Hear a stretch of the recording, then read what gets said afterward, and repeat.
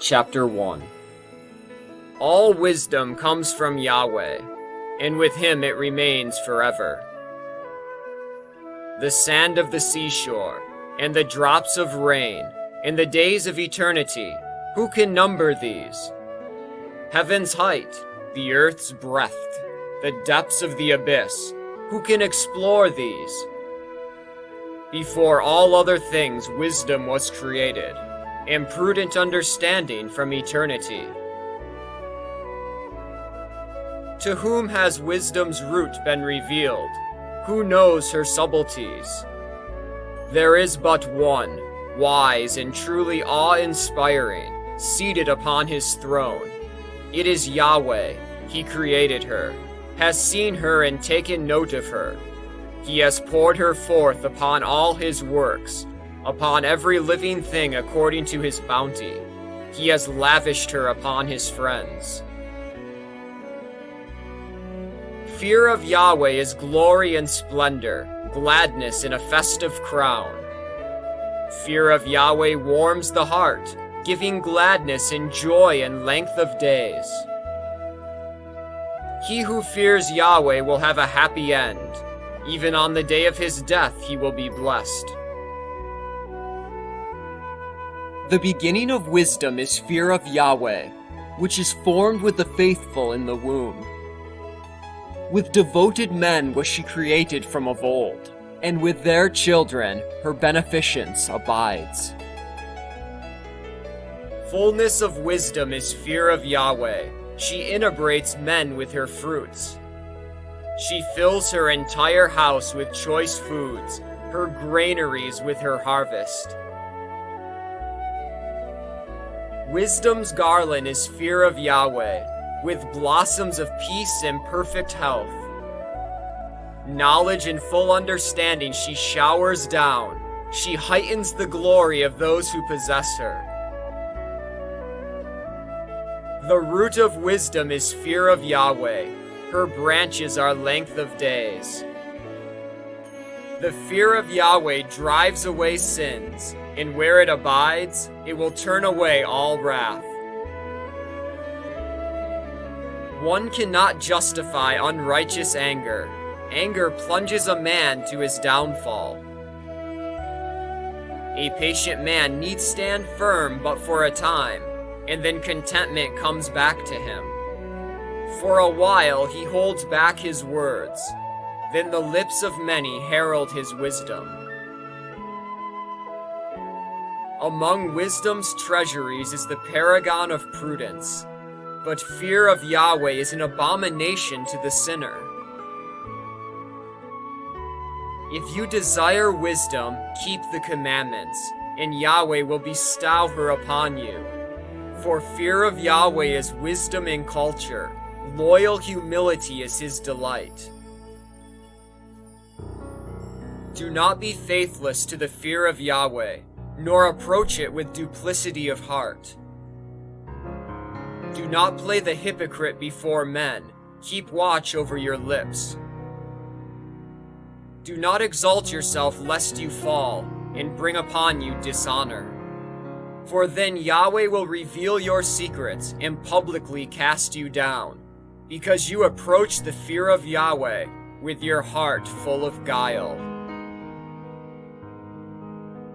Chapter 2. My son, when you come to serve Yahweh, prepare yourself for trials. Be sincere of heart and steadfast, undisturbed in time of adversity. Cling to him, do not forsake him, thus your future will be great. Accept whatever befalls you. In crushing misfortune, be patient. For in fire gold is tested, and worthy men in the crucible of humiliation. Trust God and he will help you. Make straight your ways and hope in him.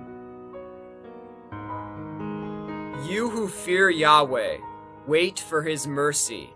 Do not turn away lest you fall. You who fear Yahweh, trust him, and your reward will not be lost. You who fear Yahweh, Hope for good things, for lasting joy and mercy. Study the generations long past and understand. Has anyone hoped in Yahweh and been disappointed? Has anyone preserved in his fear and been forsaken? Has anyone called upon him and been rebuffed?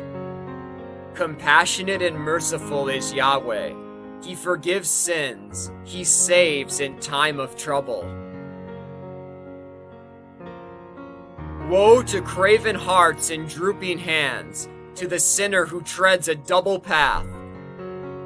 Woe to the faint of heart who do not trust, who therefore will have no shelter. Woe to you who have lost hope. What will you do at Yahweh's visitation? Those who fear Yahweh do not disobey his words. Those who love him keep his ways. Those who fear Yahweh seek to please him. Those who love him are filled with his law. Those who fear Yahweh prepare their hearts and humble themselves before him. Let us fall into the hands of Yahweh and not into the hands of men. For equal to his majesty is the mercy that he shows, and equal to his name are his works. Chapter 3. Children, pay heed to a father's right. Do so that you may live. For Yahweh sets a father in honor over his children. A mother's authority he confirms over her sons. He who honors his father atones for sins. He who reveres his mother stores up riches. He who honors his father is gladdened by children, and when he prays, he is heard. He who reveres his father will live a long life. He who brings honor to his mother is obeying Yahweh. He who fears Yahweh honors his father and serves his parents as rulers. Honor your father in word and deed, that his blessing may come upon you. For a father's blessing gives a family firm roots, but a mother's curse uproots the growing plant. Do not glory in your father's shame, for his shame is no glory to you. A man's glory is his father's honor. A mother's shame is disgrace for her children. My son, take care of your father when he is old. Do not grieve him as long as he lives. Even if his mind fail, be considerate with him. Do not revile him in the fullness of your strength. For kindness to a father will not be forgotten. It will serve as a sin offering. It will take lasting root. In a time of tribulation, it will be recalled to your advantage. Like warmth upon frost, it will melt away your sins. A blasphemer is he who neglects his father. Accursed of his creator is he who angers his mother.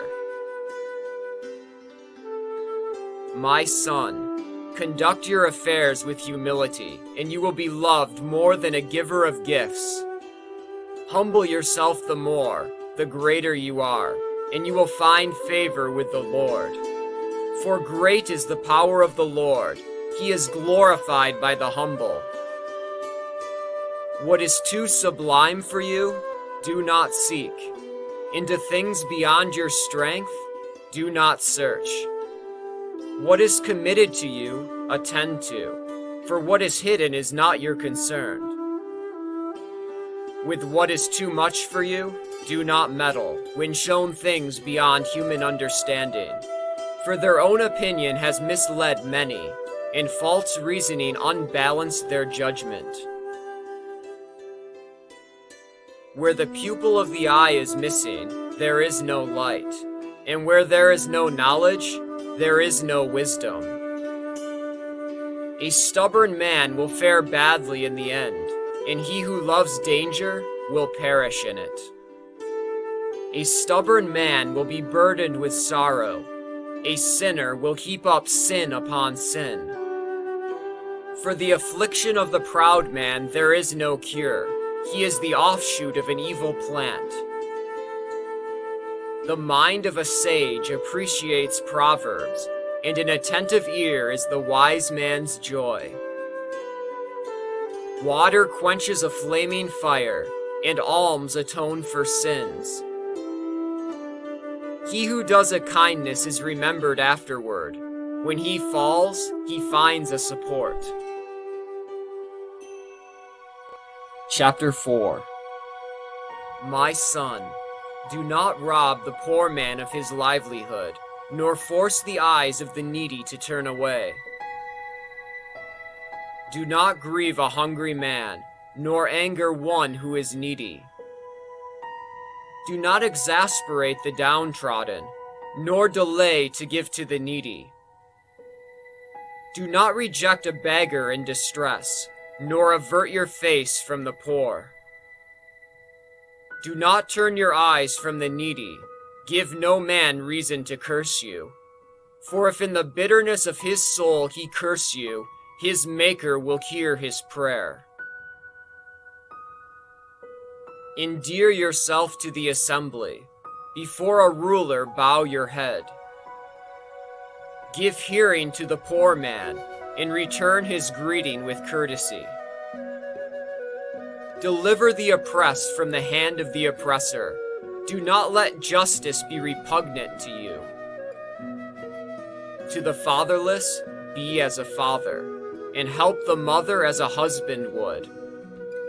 Thus you will be like a son to the Most High, and he will be more tender to you than a mother.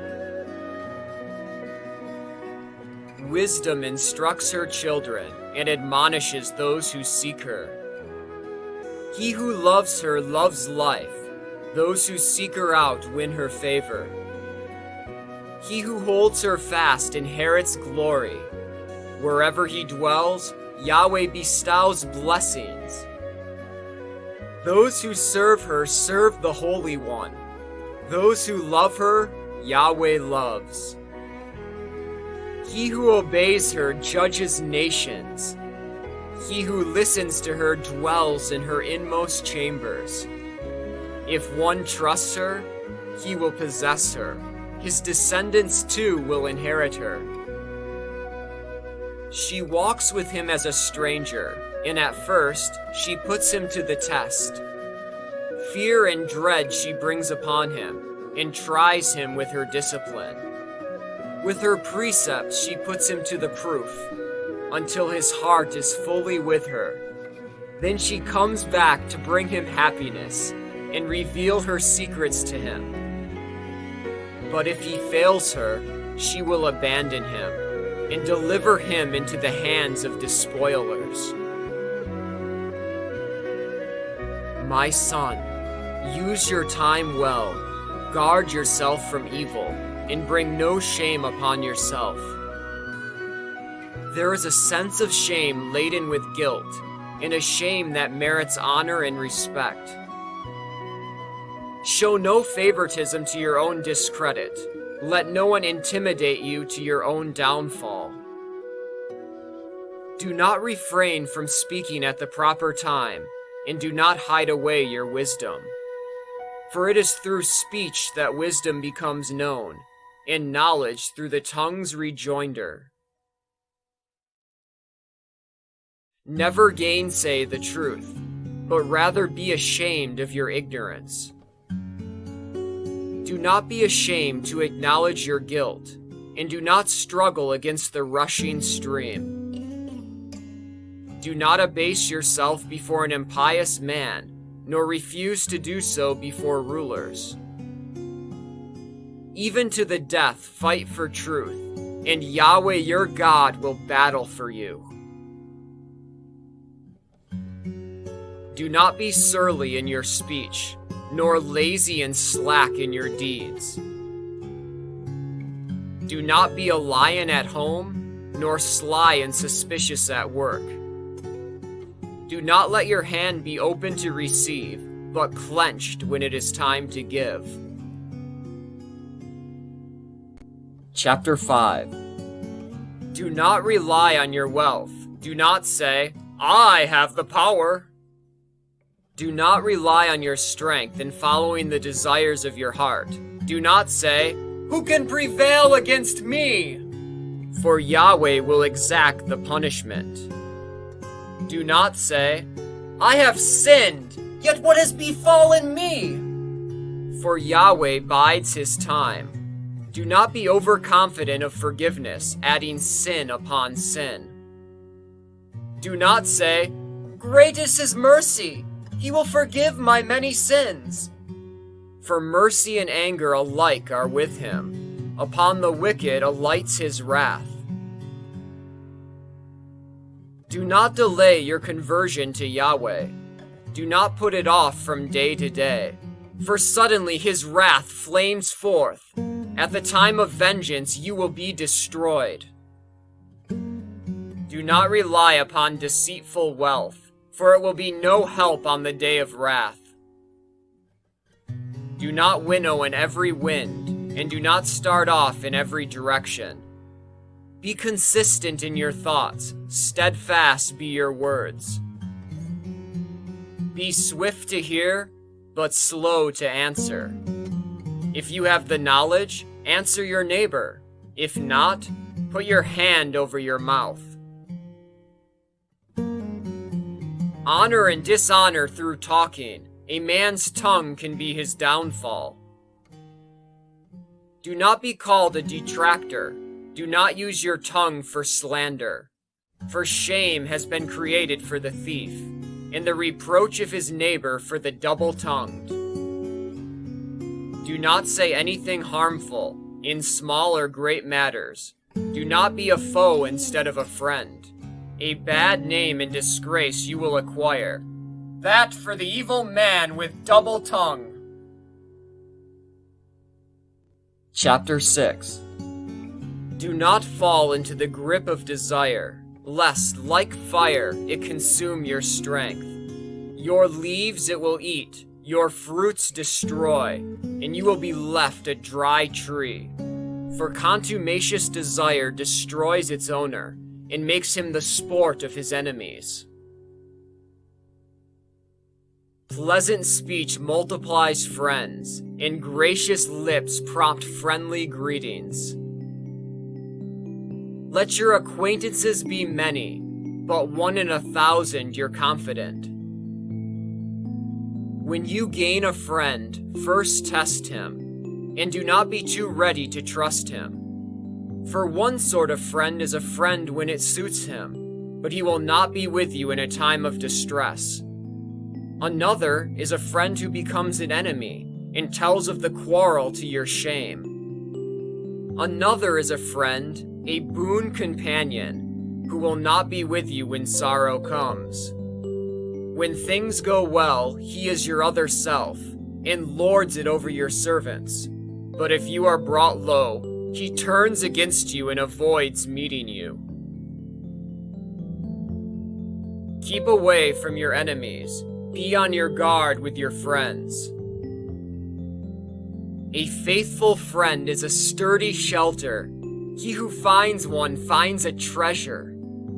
A faithful friend is beyond price. No sum can balance his worth. A faithful friend is a life-saving remedy, such as he who fears the Lord finds. For he who fears the Lord behaves accordingly, and his friend will be like himself. My son, from your youth embrace discipline.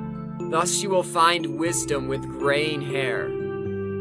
As though plowing and sowing, draw close to her, then await her bountiful crops. For in cultivating her you will labor but a little, but soon you will eat of her fruits. How irksome is she to the unruly! The fool cannot abide her. She will be like a burdensome stone to test him, and he will not delay in casting her aside. For discipline is like her name, she is not accessible to many. Listen, my son, and heed my advice. Do not refuse my counsel. Put your feet into her fetters, and your neck under her yoke. Stoop your shoulders and carry her, and do not be irked at her bonds. With all your soul, draw close to her. With all your strength, keep her ways. Search her out, discover her, seek her, and you will find her. Then when you have her, do not let her go. Thus afterward, you will find rest in her, and she will become your joy. Her fetters will become for you a strong protection, and her collar a golden robe. Her yoke is a golden ornament, and her bonds are a cord of purple. You will wear her like a golden robe, and carry her like a splendid crown. My son, if you wish, you can be taught. If you apply yourself, you will be shrewd.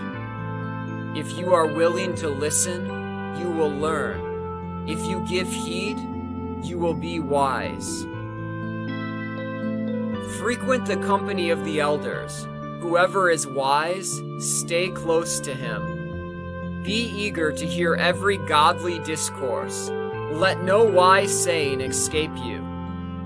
If you see a man of prudence, seek him out. Let your feet wear away his doorstep.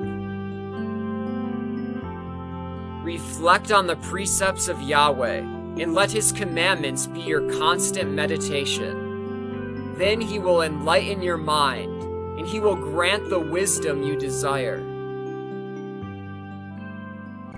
Chapter 7. Do no evil, and evil will not overtake you. Avoid wickedness, and it will turn aside from you.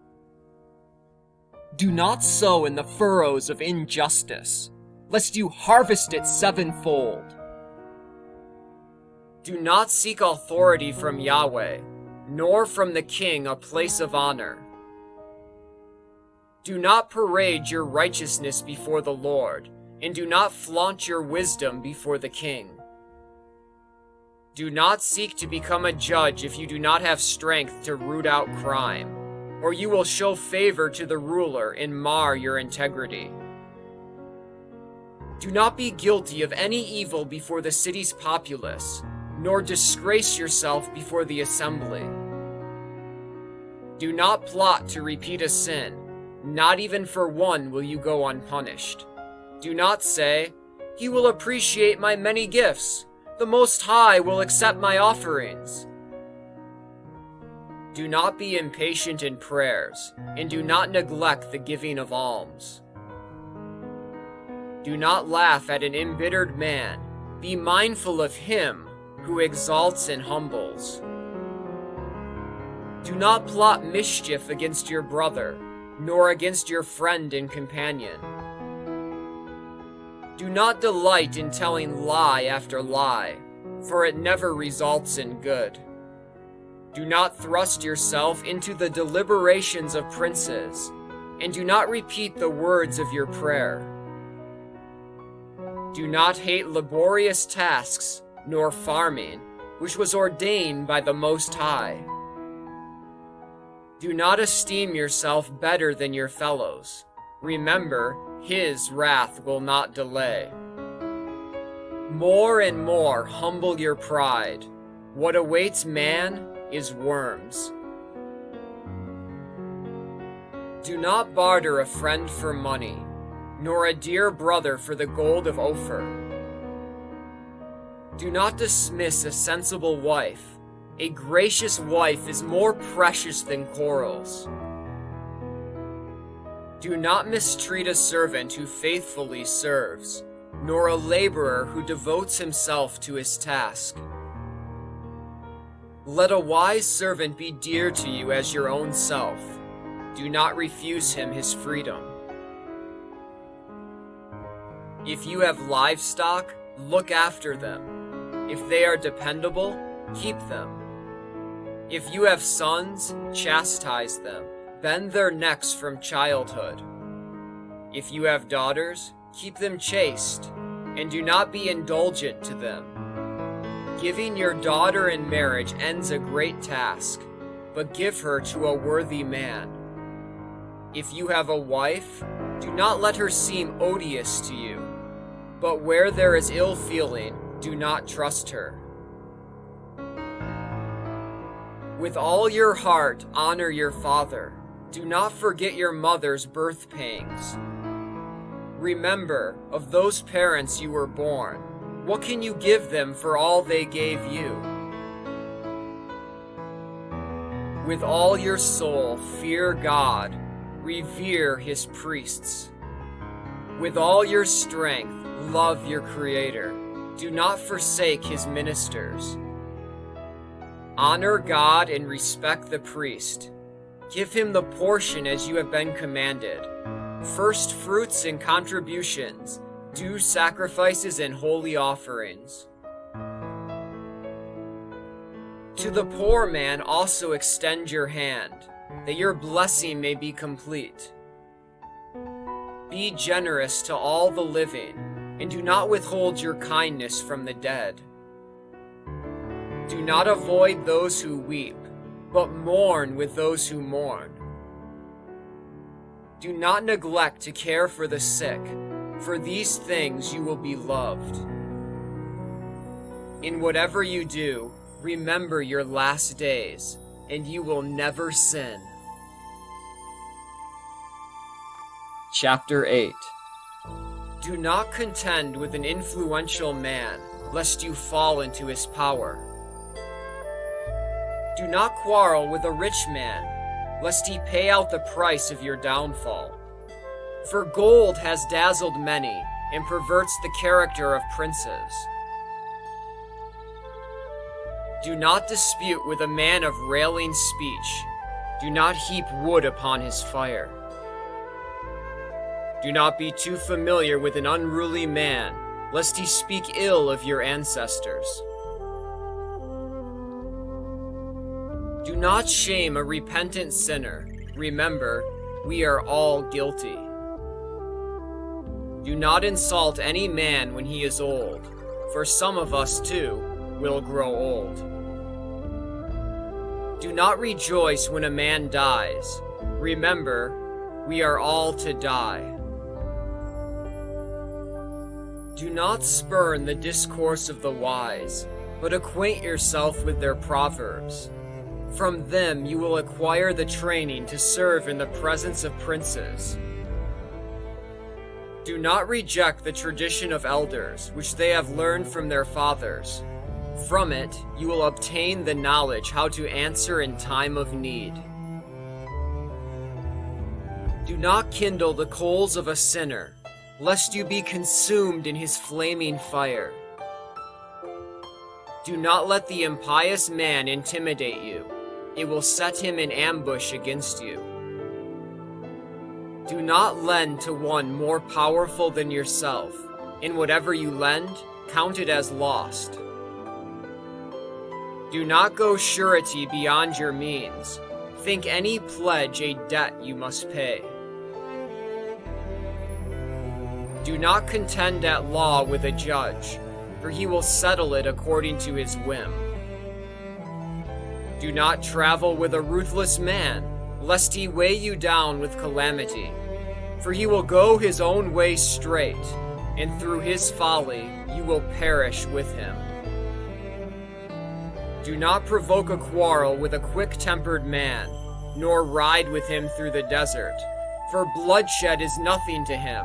When there is no one to help you, he will destroy you. Do not take counsel with a fool, for he can keep nothing to himself. Do not do anything before a stranger that should be kept secret, for you know not what it will engender. Open your heart to no man, and do not banish your happiness. Chapter 9. Do not be jealous of the wife of your bosom, lest you teach her to do evil against you. Give no woman power over you, to trample upon your dignity. Do not be intimate with a strange woman, lest you fall into her snares. Do not dally with a female singer, lest you be caught in her wiles. Do not entertain any thoughts against a virgin, lest you be enmeshed in damages for her.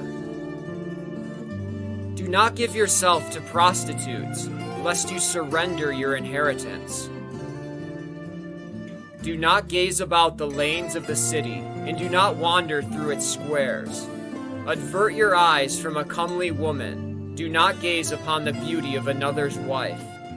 Through woman's beauty, many perish, for lust for it burns like fire. Do not dine with a married woman. Do not recline at table to drink by her side, lest your heart be drawn to her, and you go down in blood to the grave. Do not discard an old friend, for the new one cannot equal him. A new friend is like new wine, which you drink with pleasure only when it has aged. Do not envy a sinner's fame, for you do not know what disaster awaits him. Do not rejoice at a proud man's success. Remember, he will not reach death unpunished. Keep far from the man who has the power to kill, and you will not be filled with the dread of death. But if you approach him, do not offend him, lest he take away your life. Know that you are stepping among snares and walking over a net. As best you can, take your neighbor's measure and associate with the wise. Be intimate with the learned. Let all your conversation be about the law of Yahweh. Have righteous men for your table companions. Let your glory be in the fear of God. Chapter 10. Skilled artisans are esteemed for their deftness, but the skilled sage is the ruler of his people. Feared in the city is a man of railing speech, and he who talks rashly is hated. A wise magistrate lends stability to his people, and the government of a prudent man is well ordered. As the people's judge, so are his ministers. As the head of a city, its inhabitants. A wanton king destroys his people, but a city grows through the wisdom of its princes. Sovereignty over the earth is in the hand of the Lord, who raises up on it the man of the hour. Sovereignty over every man is in the hand of the Lord, who imparts his majesty to the ruler. No matter the wrong, do no violence to your neighbor, and do not walk the path of arrogance. Odious to Yahweh and to men is arrogance, and the sin of oppression they both hate. Dominion is transferred from one people to another because of violence and arrogance. Why are dust and ashes proud? Even during life, man's body decays. A slight illness, the doctor jests. A king today, tomorrow he is dead. When a man dies, he inherits corruption, worms and gnats and maggots. The beginning of pride is man's stubbornness, in withdrawing his heart from his Maker. For pride is the reservoir of sin, a source which runs over with vice. Because of it, God sends unheard of afflictions and brings men to utter ruin. The thrones of the arrogant God overturns and establishes the lowly in their stead. The roots of the proud nations God plucks up to plant the humble in their place. He breaks down their stem to the level of the ground, then digs their roots from the earth.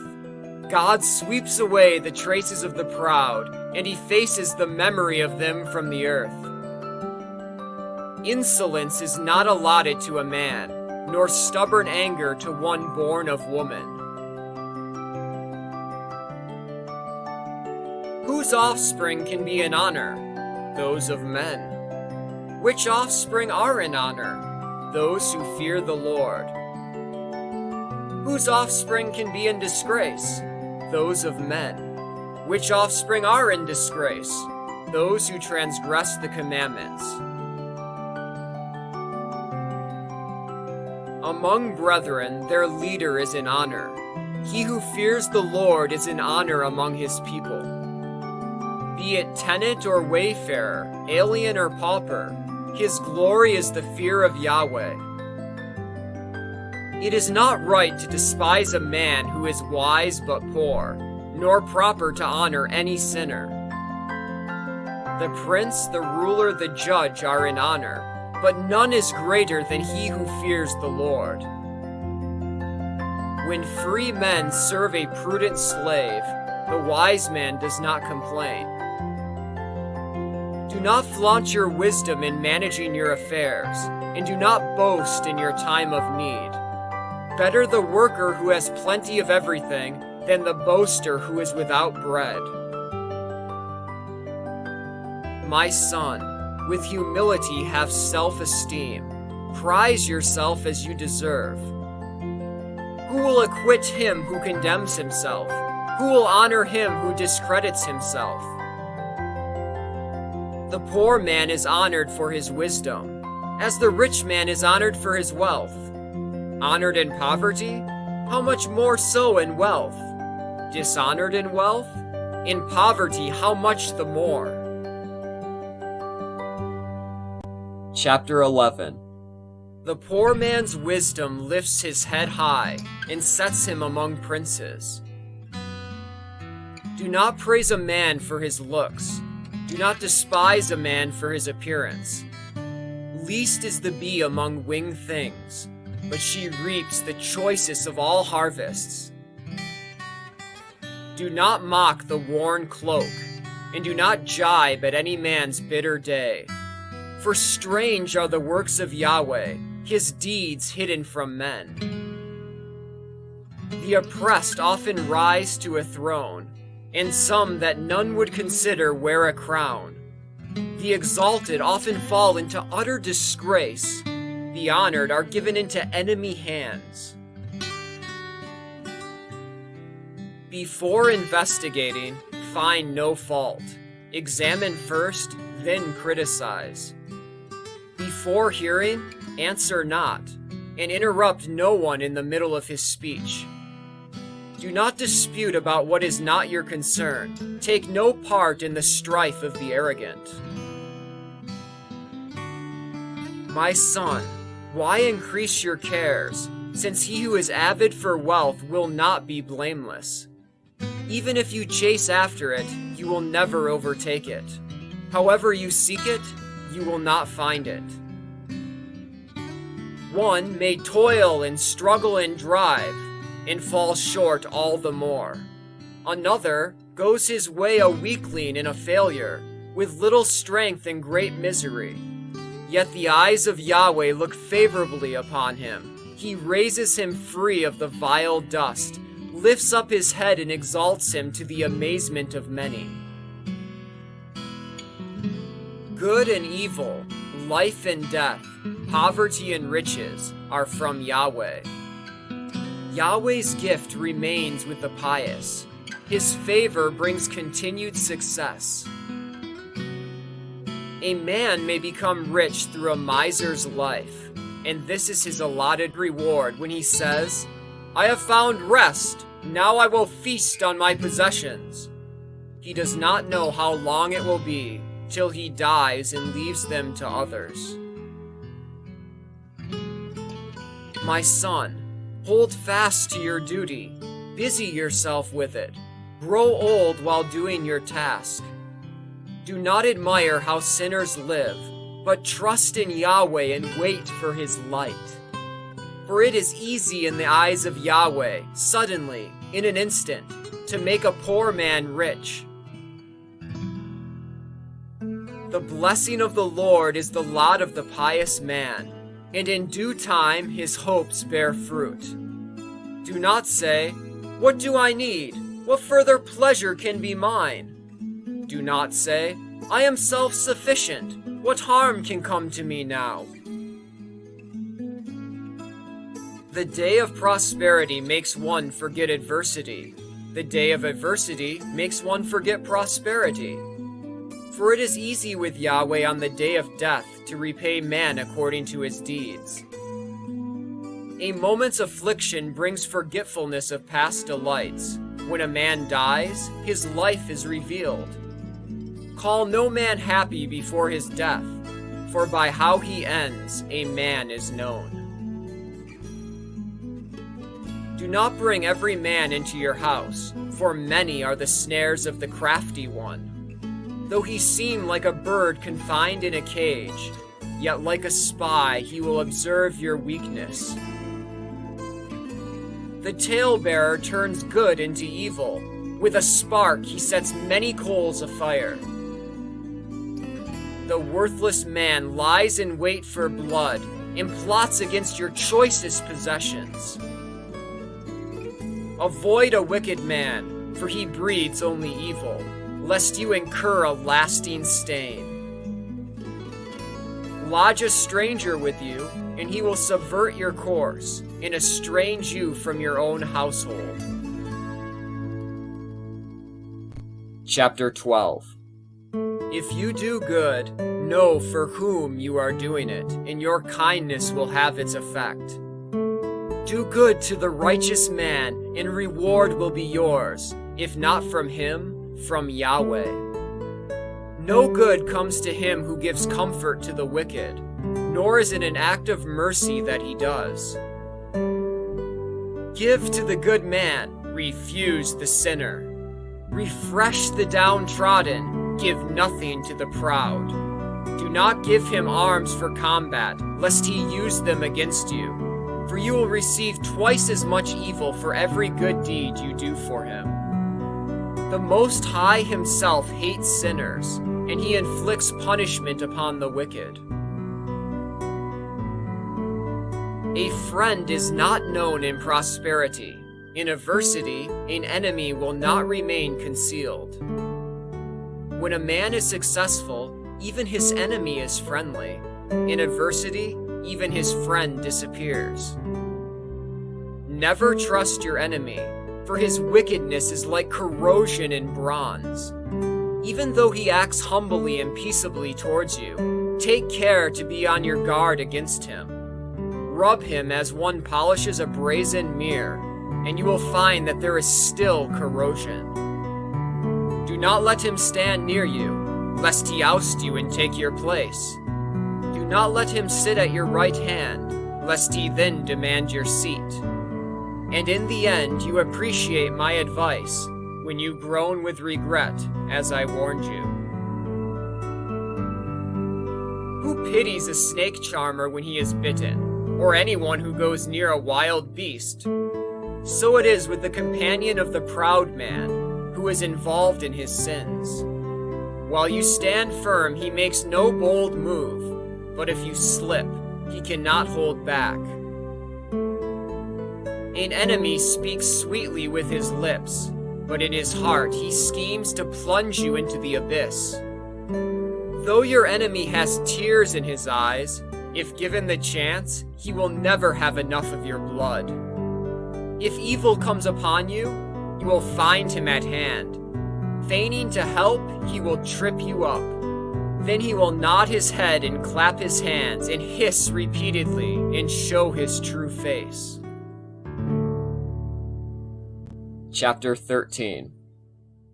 He who touches pitch blackens his hand. He who associates with an impious man learns his ways. Bear no burden too heavy for you. Go with no one greater or wealthier than yourself. How can the earthen pot go with the metal cauldron? When they knock together, the pot will be smashed. The rich man does wrong and boasts of it. The poor man is wronged and begs forgiveness. As long as the rich man can use you, he will enslave you. But when you are exhausted, he will abandon you. As long as you own anything, he will be part of your household. Then without regret, he will impoverish you. When he needs something from you, he will cajole you, and with smiles he will win your confidence. He will speak fair words to you and ask what you need, and embarrass you with gifts of delicacies. Then twice or 3 times he will terrify you, and finally laugh you to scorn. When later he sees you, he will pass you by and shake his head over you. Guard against being presumptuous. Do not be humiliated when you are enjoying yourself. When invited by a man of influence, keep your distance. Then he will urge you all the more. Do not be bold with him, lest you be rebuffed. But do not keep too far away, lest you be forgotten. Do not engage freely in discussion with him. Do not trust his many words. For by prolonged talk he will test you, and though smiling he will probe you. Mercilessly he will make a laughing stock of you, and will not refrain from injury or chains. Be on your guard and take care, never to accompany men of violence. Every living thing loves its own kind, every man a man like himself. Every being is drawn to its own kind, every man associates with his own kind. Is a wolf ever allied with a lamb? So it is with the sinner and the pious. Can there be peace between the hyena and the dog? Or can there be peace between the rich and the poor? Lions' prey are the wild asses of the desert. So too the poor are the feeding grounds for the rich. A proud man abhors lowliness. So does the rich man abhor the poor.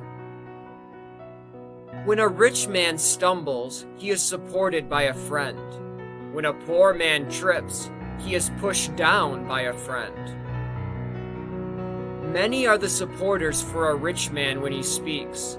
Though what he says is odious, it wins approval. When a poor man speaks, they make sport of him. He speaks wisely and no attention is paid to him.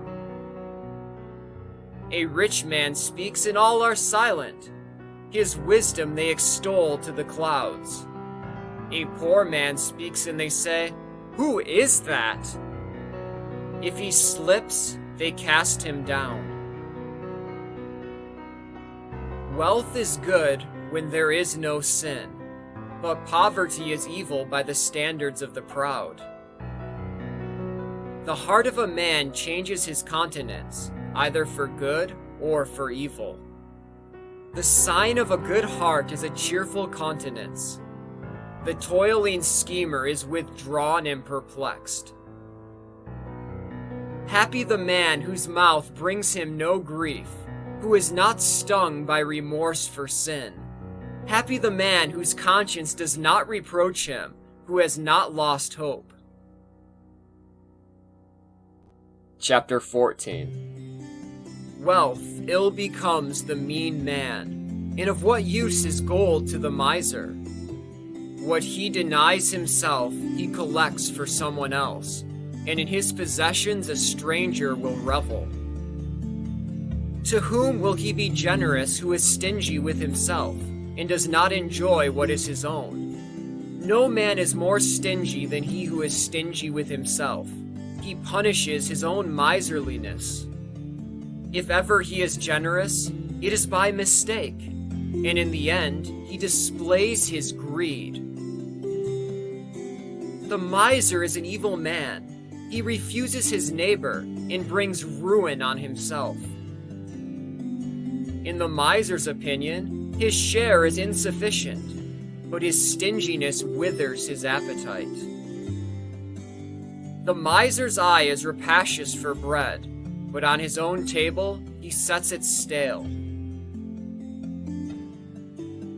My son, if you have anything, do good to yourself, and enjoy it as best you can.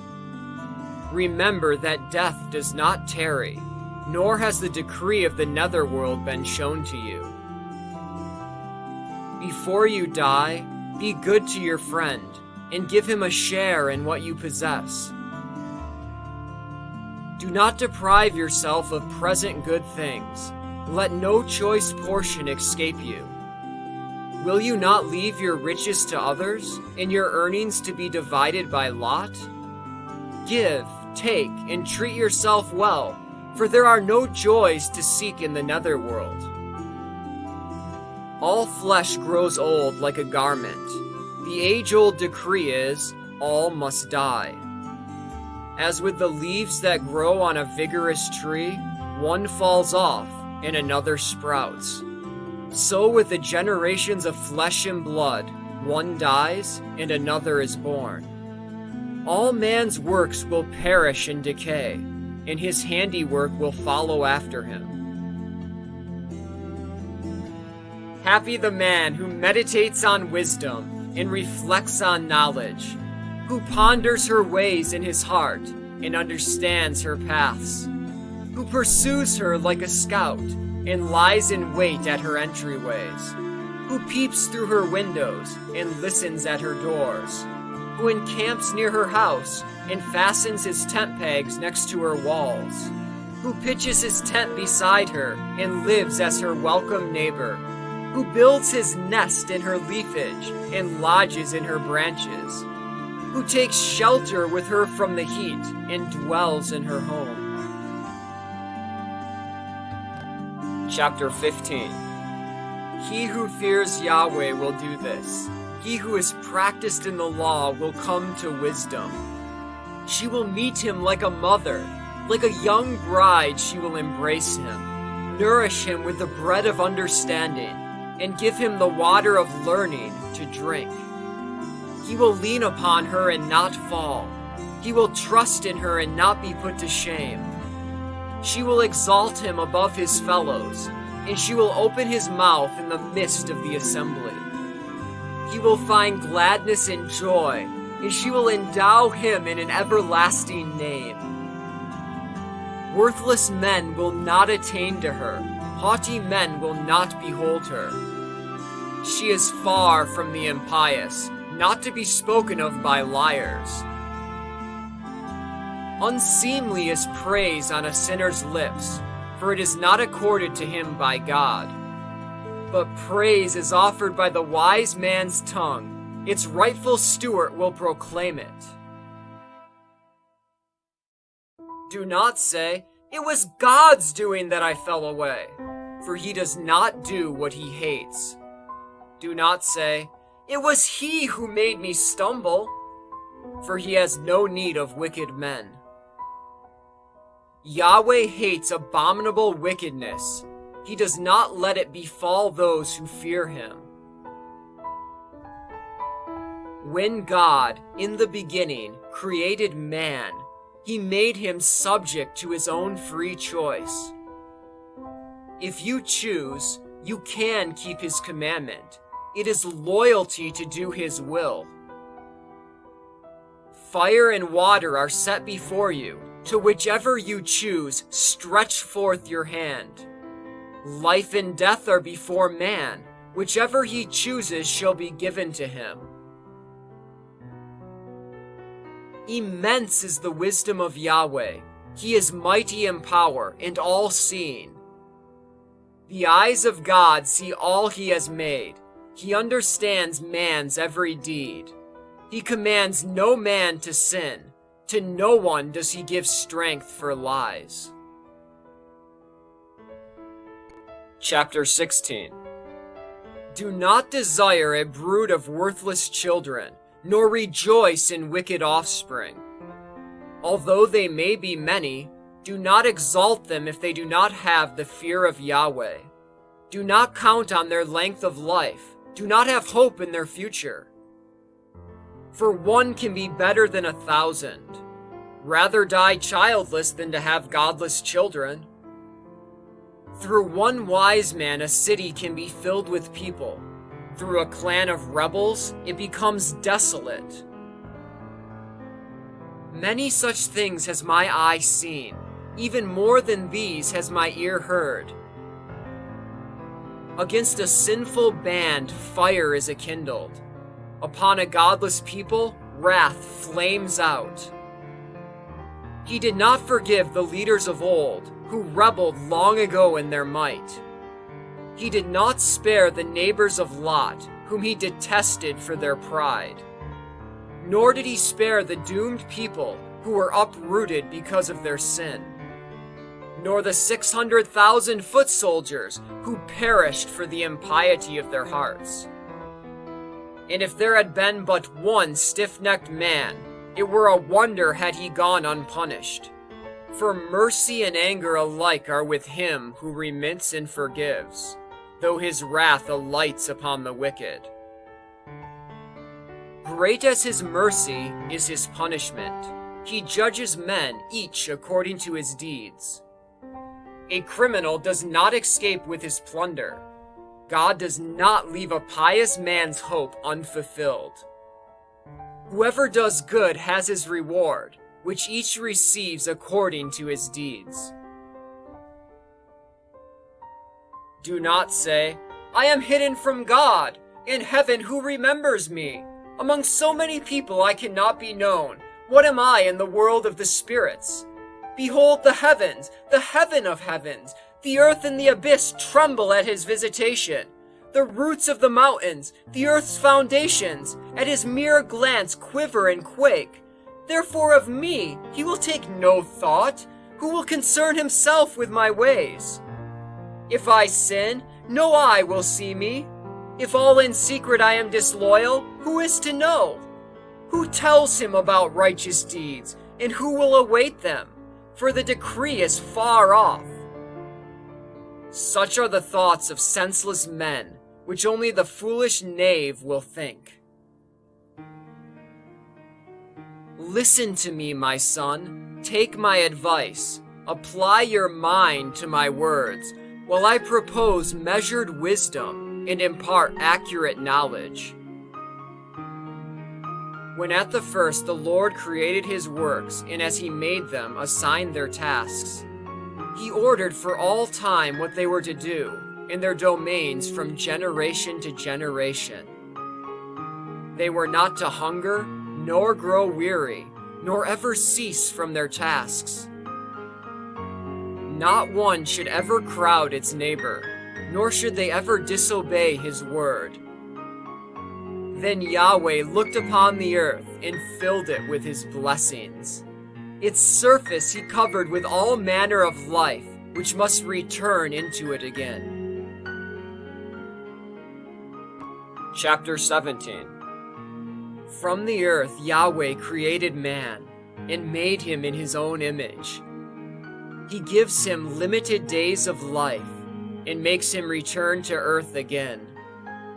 He endows man with a strength of his own, and with power over all things else on earth. He puts the fear of him in all flesh, and gives him rule over beasts and birds. He forms men's tongues and eyes and ears, and imparts to them an understanding heart. With wisdom and knowledge he fills them.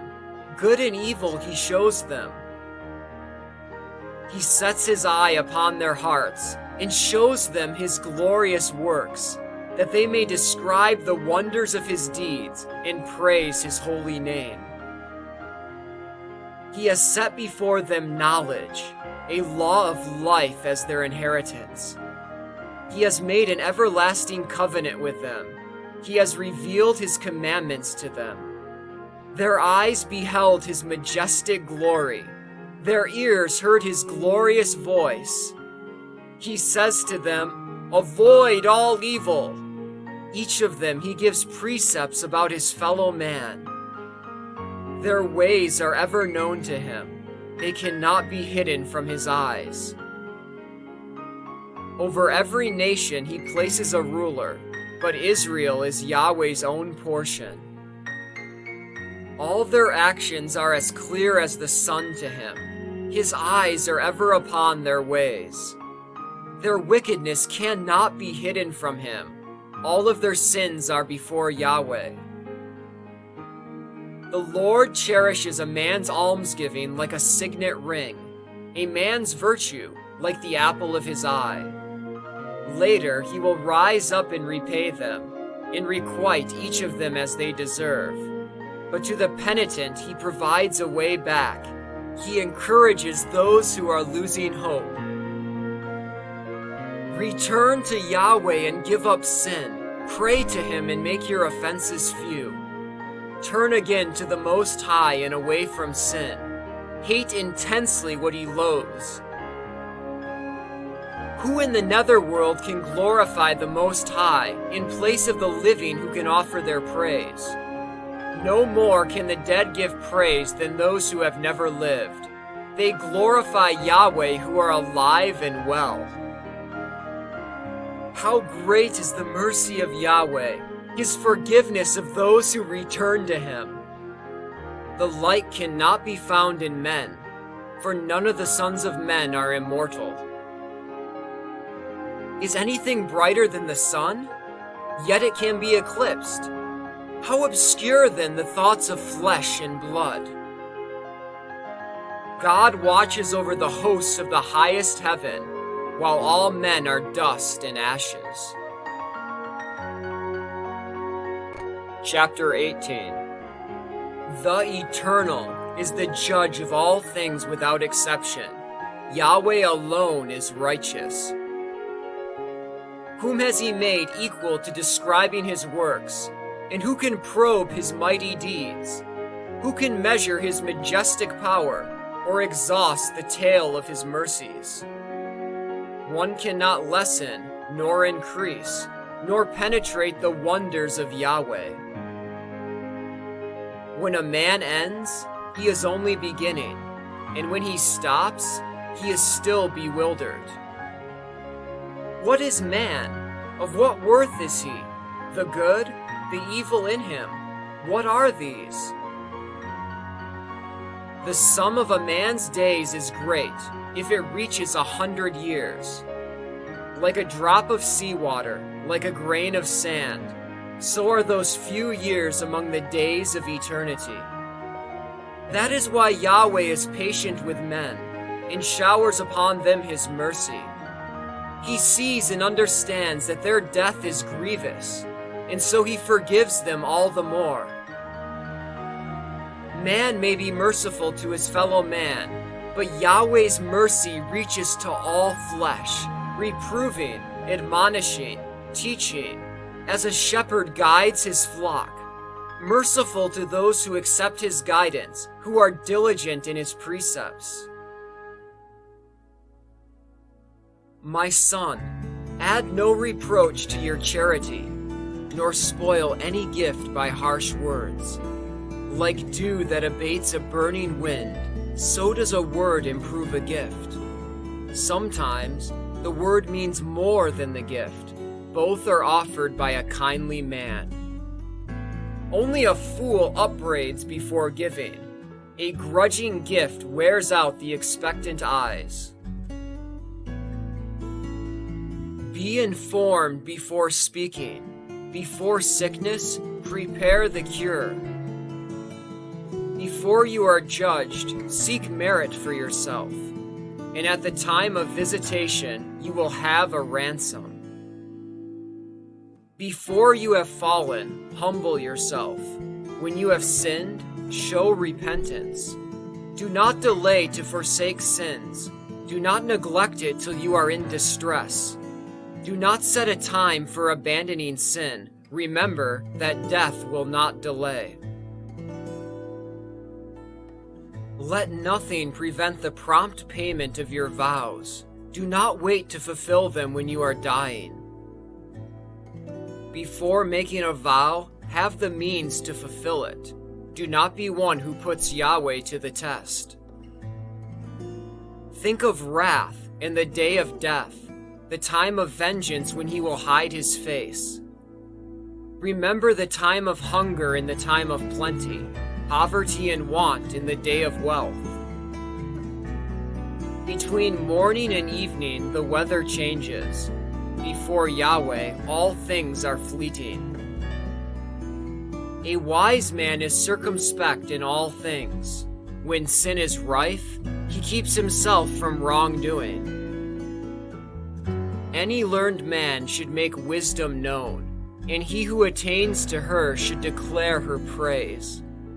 Those trained in her words must show their wisdom. dispensing sound proverbs like life-giving waters.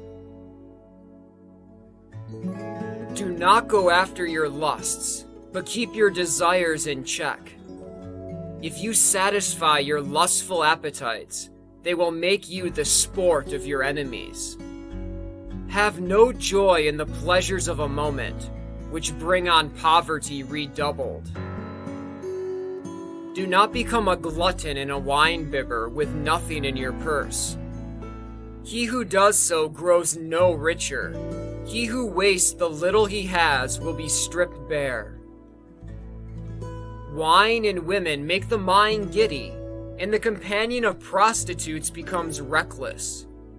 He who lightly trusts in them has no sense, and he who strays after them sins against his own life. Rottenness and worms will possess him, for contumacious desire destroys its owner. Chapter 19. He who gloats in wickedness will be condemned, and he who repeats an evil report has no sense.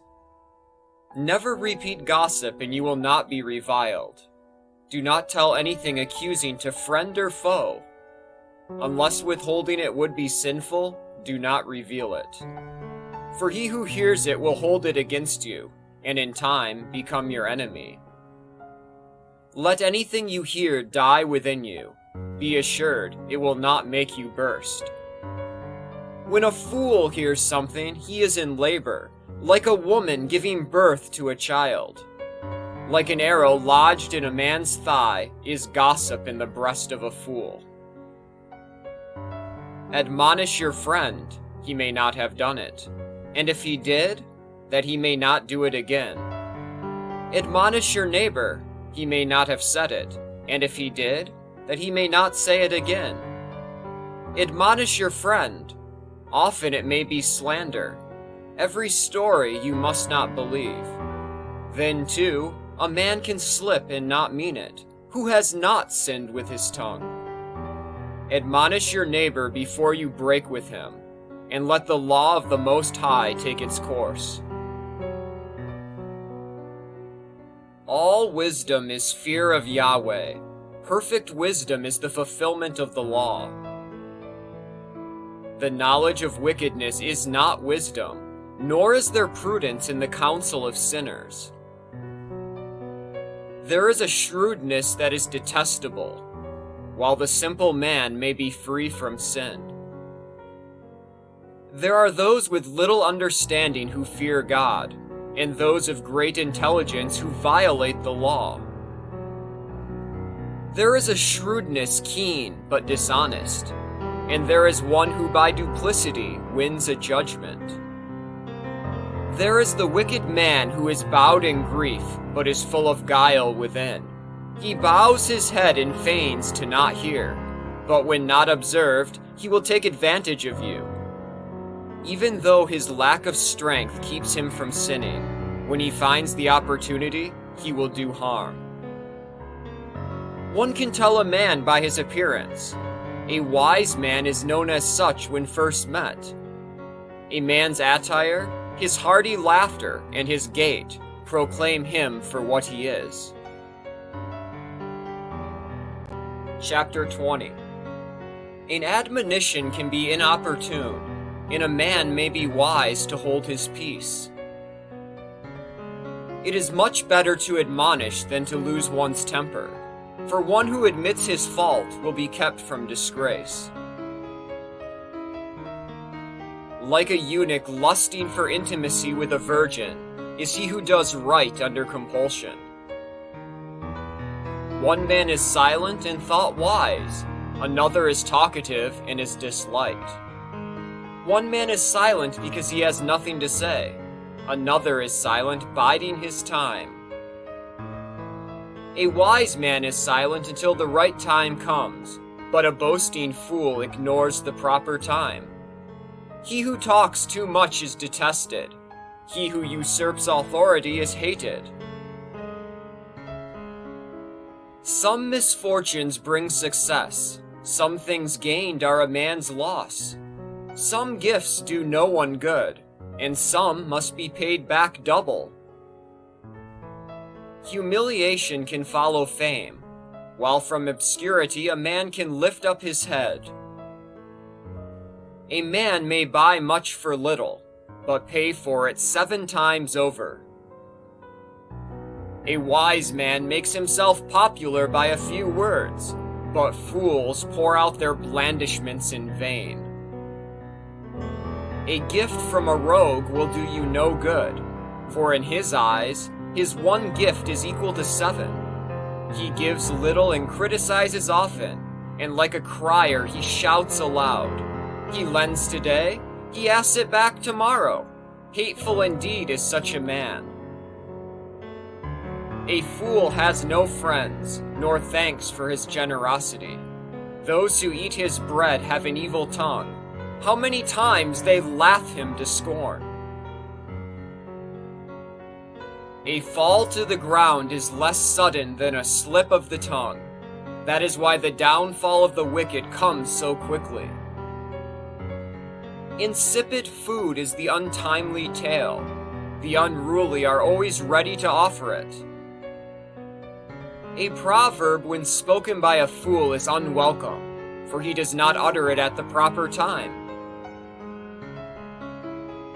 A man through want may be unable to sin, yet in this tranquility he cannot rest. One may lose his life through shame, or perish because of man's respect. A man makes a promise to a friend out of shame, and needlessly has him for his enemy. A lie is a foul blot in a man, yet it is constantly on the lips of the unruly. Better a thief than an inveterate liar, yet both will suffer disgrace. A liar's way leads to dishonor, his shame remains ever with him. A wise man advances himself by his words. A prudent man pleases the great. He who works his land has abundant crops. He who pleases the great is pardoned his faults. Favors and gifts blind the eyes. Like a muzzle over the mouth, they silence reproof. Hidden wisdom and unseen treasure, of what value is either? Better the man who hides his folly than the one who hides his wisdom. Chapter 21. My son, if you have sinned, do so no more, and pray to be forgiven for your past sins. Flee from sin as from a serpent that will bite you if you go near it. Its teeth are a lion's teeth, destroying the souls of men. Every offense is a two-edged sword. When it cuts, there can be no healing. Violence and arrogance wipe out wealth. So too, a proud man's home is destroyed. Prayer from a poor man's lips is heard at once, and justice is quickly granted him. He who hates correction walks the sinner's path, but he who fears Yahweh repents in his heart. Widely known is the boastful speaker, but the wise man knows his own faults. He who builds his house with another's money is collecting stones for his burial mound. A band of criminals is like a bundle of tow. They will end in the flaming fire. The path of sinners is smooth stones that end in the depths of the netherworld. He who keeps the law controls his impulses. He who is perfect in the fear of Yahweh has wisdom. He who is not shrewd can never be taught, but one form of shrewdness is thoroughly bitter. A wise man's knowledge wells up in a flood, and his counsel like a living spring. A fool's mind is like a broken cistern. No knowledge at all can it hold. When an intelligent man hears words of wisdom, he approves them and adds to them. When the wanton hears them, he dislikes them and casts them behind his back. A fool's chatter is like a load on a journey, but there is charm to be found upon the lips of the wise. The views of a prudent man are sought in an assembly. His words are considered with care. Like a house in ruins is wisdom to a fool. The stupid man knows it only as incomprehensible chatter. Like fetters on the legs is learning to a fool, like a manacle on his right hand. A fool raises his voice in laughter, but the prudent man at the most smiles gently. Like a chain of gold is learning to a wise man, like a bracelet on his right arm. The fool steps boldly into a house, while the well-bred man remains outside. A boor peeps through the doorway of a house, but a tactful man keeps his glance cast down. It is rude for one to listen at a door. A cultured man would be overwhelmed by the disgrace of it. The lips of the impious speak of what is not their concern, but the words of the prudent are carefully weighed. Fools' thoughts are in their mouths, wise man's words are in their hearts. When a godless man curses his adversary, he really curses himself. A slanderer besmirches himself and is hated by his neighbors. Chapter 22. The sluggard is like a stone in the mud. Everyone hisses at his disgrace. The sluggard is like a lump of dung. Whoever touches him wipes his hands. An unruly child is a disgrace to its father. If it be a daughter, she brings him to poverty. A thoughtful daughter becomes a treasure to her husband. A shameless one is her father's grief. A hussy shames her father and her husband. By both she is despised. Like a song in time of mourning is inopportune talk, but lashes and discipline are at all times wisdom. Teaching a fool is like gluing a broken pot, or like disturbing a man in the depths of sleep. He talks with a slumberer who talks with a fool, for when it is over he will say, "What was that?" Weep over the dead man, for his light has gone out. Weep over the fool, for sense has left him. Weep but a little over the dead man, for he is at rest. But worse than death is the life of a fool. 7 days of mourning for the dead, but for the wicked fool, a whole lifetime. Speak but seldom with a stupid man. Do not be the companion of a brute. Beware of him, lest you have trouble, and be spattered when he shakes himself. Turn away from him, and you will find rest, and not be wearied by his lack of sense. What is heavier than lead, and what is its name but fool?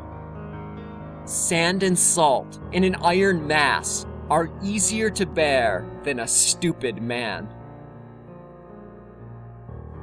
Masonry bounded with wooden beams is not loosened by an earthquake. Neither is a resolve constructed with careful deliberation shaken in a moment of fear. A resolve that is backed by prudent understanding is like the polished surface of a smooth wall. Pebbles set on an open height will not remain when the wind blows. Neither can a timid resolve based on foolish plans withstand fear of any kind. One who jabs the eye brings tears. He who pierces the heart bears its feelings. He who throws stones at birds drives them away, and he who insults a friend breaks up the friendship.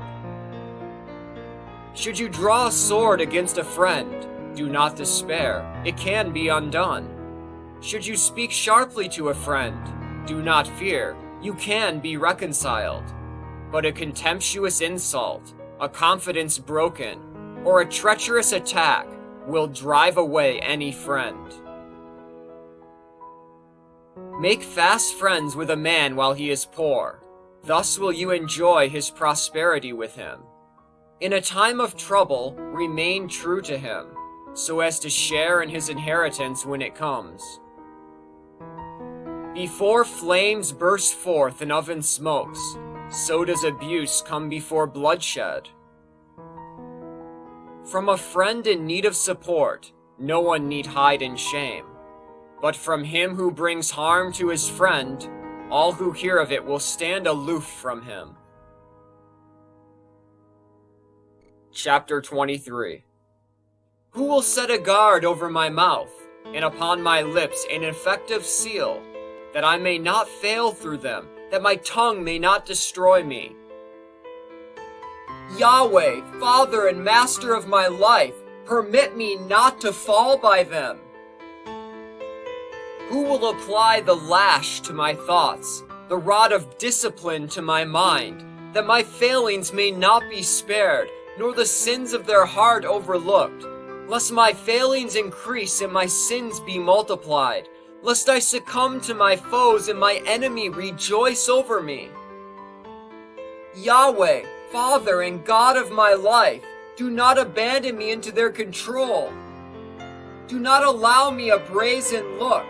Ward off passion from my heart. Do not let the lustful cravings of the flesh master me. Do not surrender me to shameless desires. Give heed, my children, to the instruction that I pronounce, for he who keeps it will not be enslaved. Through his lips is the sinner ensnared. The railer and the arrogant man fall by them. Do not let your mouth form the habit of swearing, or becoming too familiar with the holy name. Just as a slave who is constantly under scrutiny will not be without welts, so one who swears continually by the holy name will not remain cleansed from sin. A man who swears often heaps up obligations. The scourge will never be far from his house. If he swears in error, he incurs guilt. If he neglects his obligation, his sin is doubly great. If he swears without reason, he cannot be found righteous, and all his house will suffer affliction. There are words which merit death. May they never be heard among Jacob's heirs. For all such words are foreign to the devout, who do not wallow in sin. Do not let your mouth become used to coarse talk, for in it lies sinful matter. Keep your father and mother in mind when you sit among the mighty, lest in their presence you commit a blunder and disgrace your upbringing, by wishing you had never been born or cursing the day of your birth. A man who has the habit of abusive language will never mature in character as long as he lives. Two types of men multiply sins, a third draws down wrath. For burning passion is a blazing fire, not to be quenched until it burns itself out. The man given to sins of the flesh, who never stops until the fire breaks forth. The rake to whom all bread is sweet, and who is never through until he dies.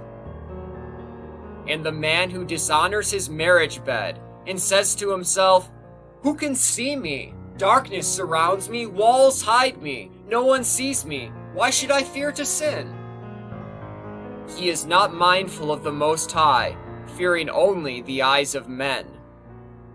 He does not understand that the eyes of Yahweh, 10,000 times brighter than the sun, observe every step a man takes and peer into hidden corners.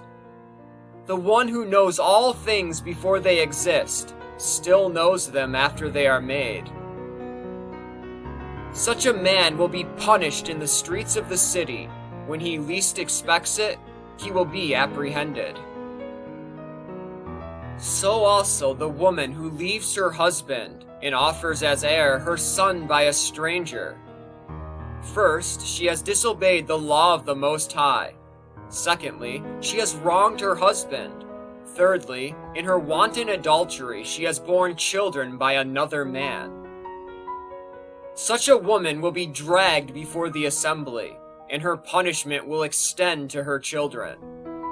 Her children will not take root, her branches will not bring forth fruit. She will leave an accursed memory, her disgrace will never be blotted out. Thus all who dwell on the earth shall know, and all who inhabit the world shall understand, that nothing is better than the fear of Yahweh, nothing more salutary than to obey his commandments. Chapter 24. Wisdom sings her own praises. Before her own people she proclaims her glory. In the assembly of the Most High she opens her mouth. In the presence of his host she declares her worth. From the mouth of the Most High I came forth, and mist-like covered the earth. In the highest heavens did I dwell, my throne on a pillar of cloud. The vault of heaven I compassed alone, through the deep abyss I wandered. Over waves of the sea, over all the land, over every people and nation I held sway. Among all these I sought a resting place, in whose inheritance should I abide? Then the Creator of all gave me his command, and he who formed me chose the spot for my tent, saying, In Jacob make your dwelling, in Israel your inheritance. Before all ages in the beginning he created me, and through all ages I shall not cease to be. I ministered before him in the holy tent, and I fixed my abode in Zion. Thus he had given me rest in the chosen city. My domain is in Jerusalem. I have struck root among the glorious people, in the portion of Yahweh, his heritage. Like a cedar in Lebanon I am raised aloft, like a cypress on Mount Hermon, like a palm tree in En-Gedi, like a rose bush in Jericho, like a fair olive tree in the field, like a plane tree growing beside the water. Like cinnamon, or fragrant balm, or precious myrrh, I give forth perfume. Like galbanum and onycha, and sweet spices, like the odor of incense in the holy place. I spread out my branches like a terebinth, my branches so bright and so graceful. I bud forth delights like the vine, my blossoms become fruit fair and rich.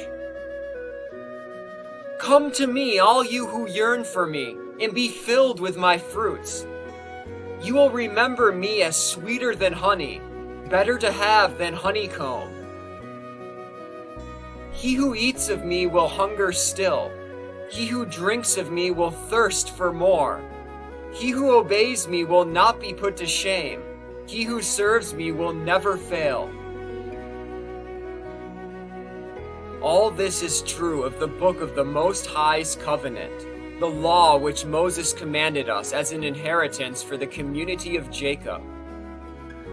It overflows, like the Pishon, with wisdom, like the Tigris in the days of the new fruits. It runs over, like the Euphrates, with understanding, like the Jordan at harvest time. It sparkles, like the Nile, with knowledge, like the Gihon at vintage time. The first man never finished comprehending wisdom, nor will the last succeed in fathoming her. For deeper than the sea are her thoughts, her counsels than the great abyss. Now I, like a rivulet from her stream, channeling the waters into a garden, said to myself, I will water my plants, my flower bed I will drench. And suddenly this rivulet of mine became a river, then this stream of mine a sea. Thus do I send my teachings forth, shining like the dawn, to become known afar off. Thus do I pour out instruction like prophecy, and bestow it upon generations to come.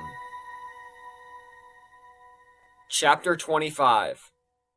With 3 things I am delighted, for they are beautiful to God and to men: harmony among brethren, friendship among neighbors, and the mutual love of husband and wife. 3 kinds of men I hate, their manner of life I loathe indeed: a proud pauper, a rich dissembler, and an old man lecherous in his dotage. What you have not saved in your youth, how will you acquire in your old age? How becoming to the gray-haired is judgment, and a knowledge of counsel to those on in years. How becoming to the aged is wisdom, understanding and prudence to the venerable. The crown of old men is wide experience, their glory the fear of Yahweh. There are 9 who come to my mind as blessed, a 10th whom my tongue proclaims: the man who finds joy in his children, and he who lives to see his enemy's downfall. Happy is he who dwells with a sensible wife, and he who does not plow like a donkey yoked with an ox. Happy is he who does not sin with his tongue, and he who does not serve his inferior. Happy is he who finds a friend, and he who speaks to attentive ears. He who finds wisdom is great indeed, but not greater than he who fears Yahweh. Fear of Yahweh surpasses all else. Its possessor is beyond compare. Worst of all wounds is that of the heart. Worst of all evils is that of a woman. Worst of all sufferings is that from one's foes. Worst of all vengeance is that from one's enemies. No poison worse than a serpent's poison, no venom greater than a woman's venom. With a dragon or a lion I would rather dwell than live with an evil woman. Wickedness changes a woman's looks and makes her sullen as a female bear. When her husband sits among his neighbors, a bitter sigh escapes him unawares. There is scarce any evil like that in a woman. May she fall to the lot of the sinner. Like a sandy hill to aged feet is a railing wife to a quiet man. Do not stumble through woman's beauty, nor be greedy for her wealth. Harsh is the slavery, great is the shame, when a wife supports her husband. Depressed mind, saddened face, broken heart, this from an evil wife. Feeble hands and quaking knees, from a wife who brings no happiness to her husband. In woman was sin's beginning, and because of her we all die. Allow water no outlet, and do not be indulgent to an erring wife. If she walks not by your side, cut her away from you. Chapter 26. Happy the husband of a good wife, twice lengthened are his days. A worthy wife brings joy to her husband, peaceful and full is his life. A good wife is a generous gift, bestowed upon him who fears Yahweh. Be he rich or poor, his heart is content, and a smile is ever on his face. There are 3 things at which my heart quakes, a 4th before which I quail. Though false charges in public, trial before all the people, and lying testimony are harder to bear than death, a jealous wife is heartache and mourning, and a scourging tongue like the other 3. A bad wife is a chafing yoke. He who marries her seizes a scorpion. A drunken wife arouses great anger, for she does not hide her shame. By her eyelids and her haughty stare, An unchaste wife can be recognized. Keep a strict watch over an unruly wife, lest finding an opportunity, she makes use of it. Follow close if her eyes are bold, and be not surprised if she betrays you. As a thirsty traveler with eager mouth drinks from any water that he finds, so she settles down before every tent peg, and opens her quiver for every arrow. A gracious wife delights her husband. Her thoughtfulness puts flesh on his bones. A gift from Yahweh is her governed speech, and her firm virtue is of surpassing worth. A modest wife is the choicest of blessings. Her chaste soul is priceless. Like the sun rising in Yahweh's heavens, the beauty of a virtuous wife is the radiance of her home. Like the light which shines above the holy lampstand are her beauty of face and graceful figure. Golden columns on silver bases are her shapely limbs and steady feet.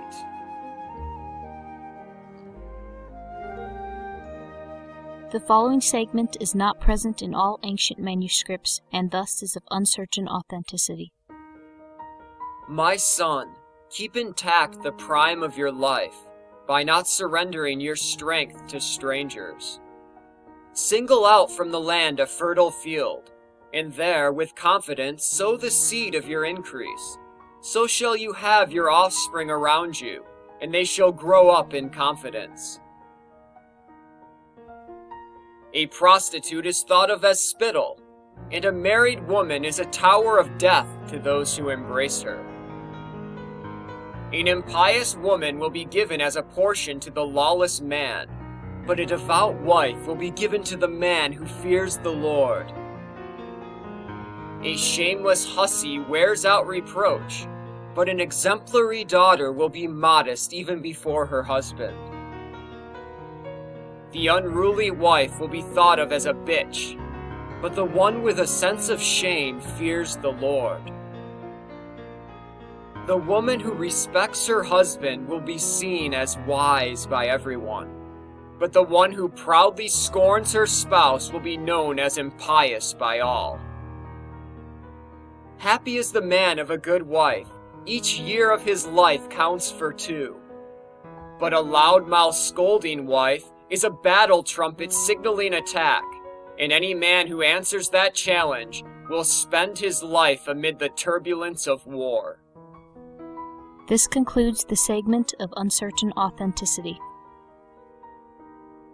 These 2 bring grief to my heart, and the third arouses my horror. A noble man reduced to want, illustrious men held in contempt, and the man who passes from righteousness to sin, for whom Yahweh makes ready the sword. Chapter 27. A merchant can hardly remain upright, nor a shopkeeper free from sin. Many have committed sin for profit, and the struggle for wealth blinds the eyes. Like a peg driven between fitted stones, between buying and selling, sin is wedged in. Unless you earnestly hold fast to the fear of Yahweh, suddenly your house will be thrown down. When a sieve is shaken, the husks appear. So do a man's faults when he speaks. As the test of what the potter molds is in the furnace, so in his conversation is the test of a man. The fruit of a tree shows the care it has had, so too does a man's speech disclose the bent of his mind.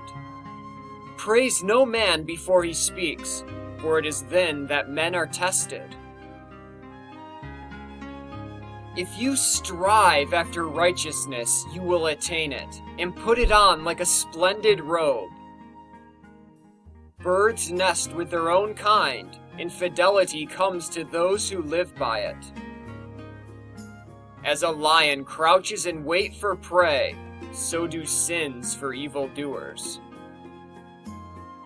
Ever wise are the discourses of the pious, but the godless man, like the moon, is inconsistent. Limit the time you spend among fools, but frequent the company of thoughtful men. The conversation of fools is offensive. Their laughter is wanton guilt. Their oath-filled talk makes the hair stand on end. Their brawls make one stop one's ears. Wrangling among the haughty ends in bloodshed. Their cursing is painful to hear. He who betrays a secret cannot be trusted. He will never find an intimate friend. Cherish your friend, keep faith with him. But if you betray his confidence, do not follow him. For as an enemy might kill a man, you have killed your neighbor's friendship. Like a bird released from the hand, you have let your friend go and cannot recapture him. Do not follow him, for he is far away. He has fled like a gazelle from the trap. A wound can be bound up and an insult forgiven, but he who betrays secrets does hopeless damage. He who has shifty eyes plots mischief, and no one can ward him off. In your presence he uses honeyed talk and admires your every word, but later he changes his tone and twists your words to your ruin.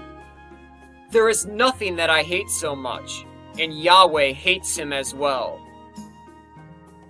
As a stone falls back on him who throws it up, so a blow struck in treachery injures more than one. As he who digs a pit falls into it, and as he who lays a snare is caught in it, whoever does harm will be involved in it, without knowing how it came upon him. Mockery and abuse will be the lot of the proud, and vengeance lies in wait for them like a lion.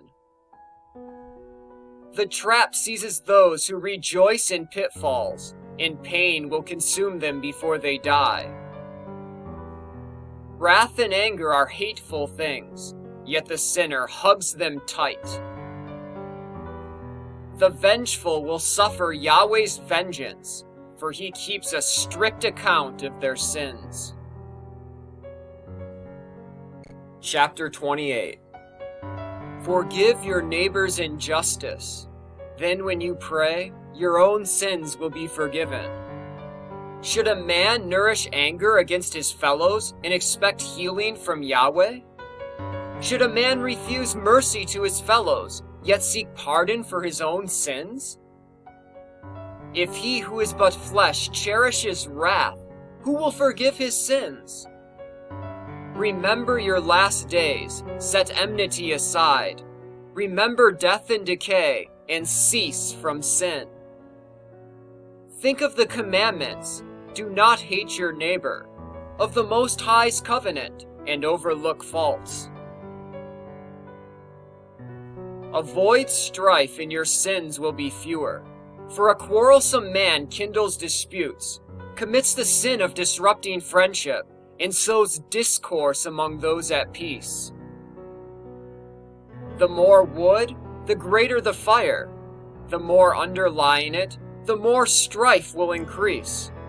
The greater a man's strength, the sterner his anger. The greater his power, the greater his wrath. Pitch and resin makes fires flare up, and insistent quarrels provoke bloodshed. If you blow upon a spark, it quickens into a flame. If you spit on it, it dies out. Yet both you do with your mouth. Cursed be gossips and the double-tongued, for they destroy the peace of many.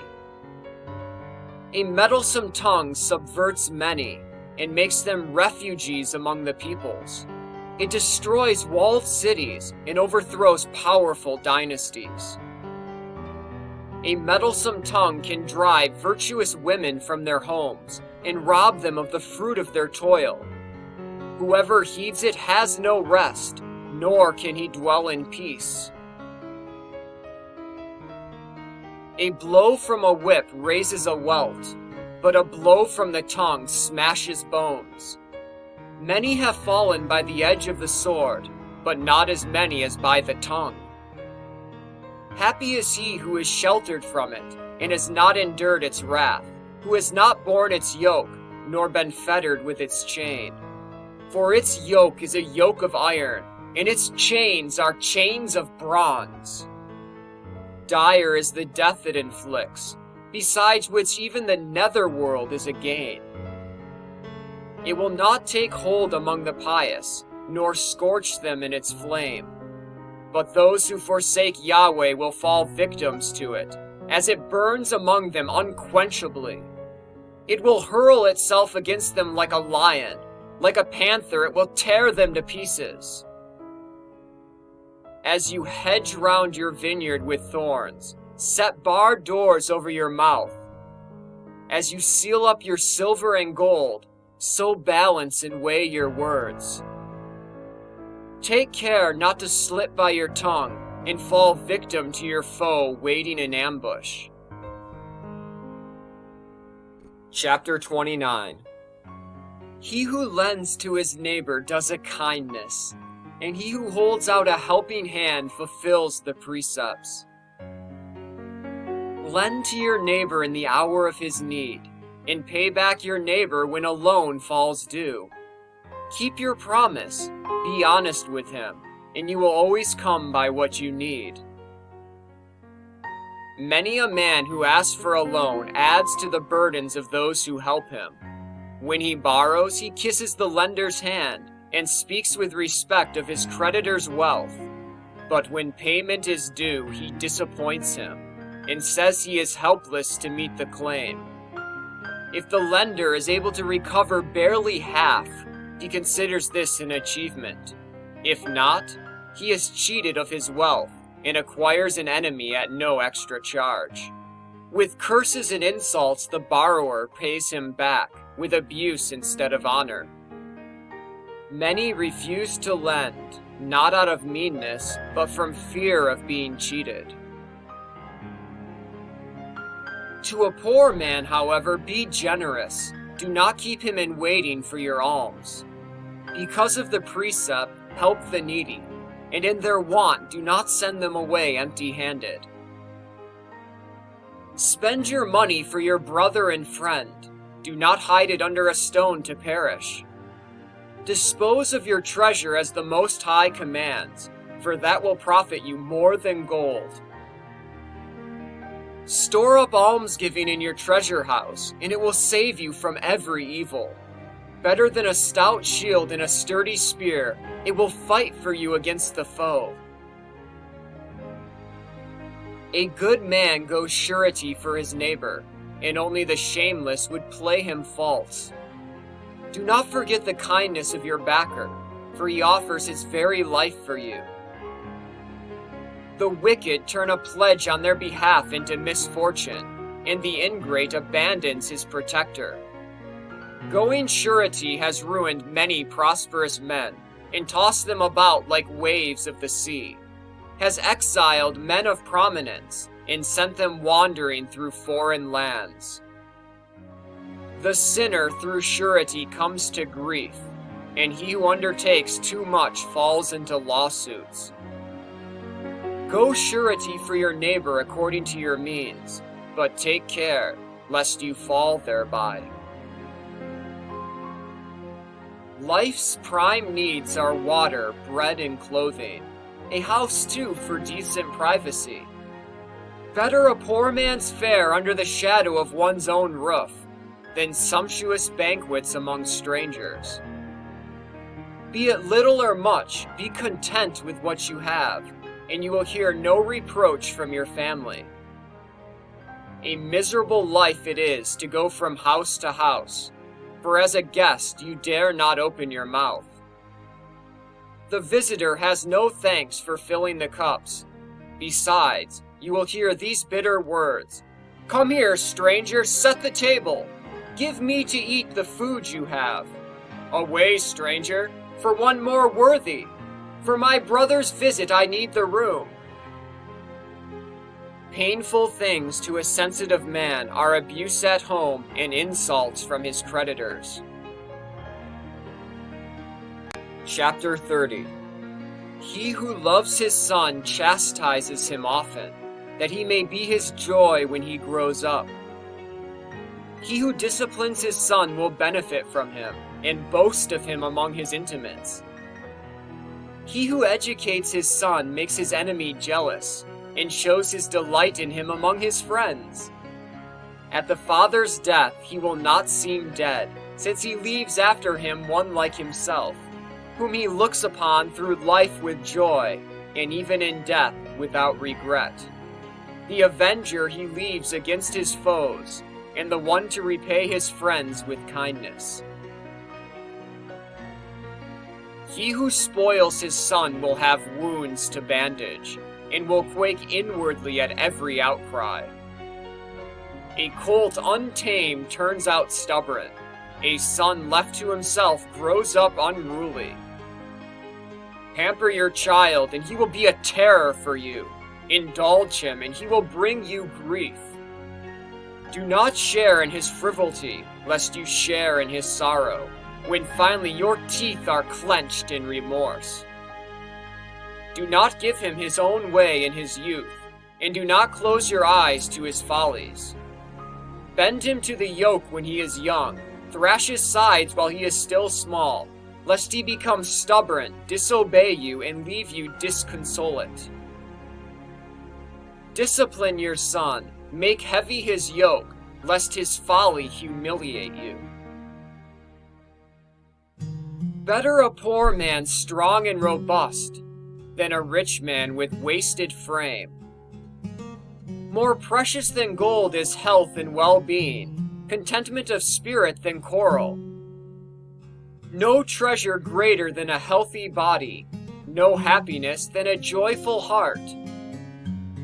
Death is preferable to a bitter life, and unending sleep to constant illness.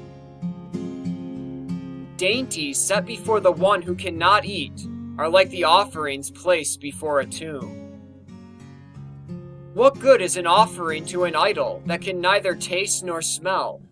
So it is with he who is punished by the Lord, who groans at the good things his eyes behold, like the eunuch who groans when embracing a girl. Do not give in to sadness, and do not torment yourself with brooding. A glad heart is the very life of a man. Cheerfulness prolongs his days. Distract yourself, renew your courage, drive resentment far away from you, for worry has brought death to many, nor is there anything to be gained from resentment. Envy and anger shorten one's life, worry brings on premature old age. One who is cheerful and gay while at table benefits from his food. Chapter 31. Keeping watch over riches wastes the flesh, and the care of wealth drives away rest. Concern for one's livelihood banishes slumber, and a serious illness carries off repose. A faithful comrade drives away reproach, and the friend who keeps secrets is as dear as life. The rich man labors to pile up wealth, and his only rest is wanton pleasure. The poor man toils for a meager subsistence, and if ever he rests, he finds himself in want. The lover of gold will not be free from sin, for he who pursues wealth is led astray by it. Many have been ensnared by gold, though destruction lay before their eyes. It is a stumbling block to those who are avid for it, a snare for every fool. Happy the rich man found without fault, who does not turn aside after gain. Who is he that we may praise him? He, of all his kindred, has done wonders. For he has been tested by gold and come off safe, and this remains his glory. He could have sinned but did not, could have done evil but would not. so that his possessions are secure, and the assembly recounts his praises. If you are seated at the table of the great, do not bring a greedy gullet to his table, nor cry out, "How much food there is here!" Remember that gluttony is evil. No creature is greedier than the eye, therefore it weeps for any cause. Recognize that your neighbor feels as you do, and keep in mind your own dislikes. Toward what he eyes, do not put out a hand, nor reach when he does for the same dish. Eat what is set before you like a well-brought-up person, and do not be greedy, lest you be despised. Be the first to stop, as befits good manners. Do not gorge yourself, lest you give offense. If there are many with you at table, do not be the first to reach out your hand. Does not a little suffice for a well-bred man? When he lies down, it is without discomfort. Distress and anguish and loss of sleep and restless tossing for the glutton. Moderate eating ensures sound slumber, and a clear mind next day on rising. If perforce you have eaten too much, once you have emptied your stomach, you will have relief. Listen to me, my son, and do not scorn me. Later you will find my advice good. In whatever you do, be moderate, and no sickness will befall you. On a man generous with food, blessings are invoked, and this testimony to his goodness is lasting. He who is miserly with food is denounced in public, and this testimony to his stinginess is lasting. Do not let wine drinking be the proof of your strength, for wine has been the ruin of many. As the furnace probes the work of the smith, so does wine the hearts of the insolent. Wine is very life to man, if taken in moderation. Does he really live who lacks the wine, which was created for his joy? Joy of heart, good cheer, and merriment is wine drunk freely at the proper time. Headache, bitterness, and disgrace is wine drunk amid anger and strife.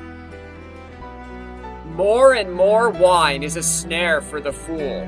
It lessens his strength and multiplies his wounds.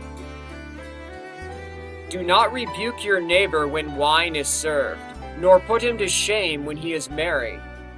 Use no harsh words with him, and do not distress him in the presence of others. Chapter 32. If you are chosen to preside at dinner, do not be puffed up, but with the guests be as one of themselves. Take care of them first before you sit down. When you have fulfilled your duty, then take your place, to share in their joy and win praise for your hospitality. Being older, you may talk, that is your only right.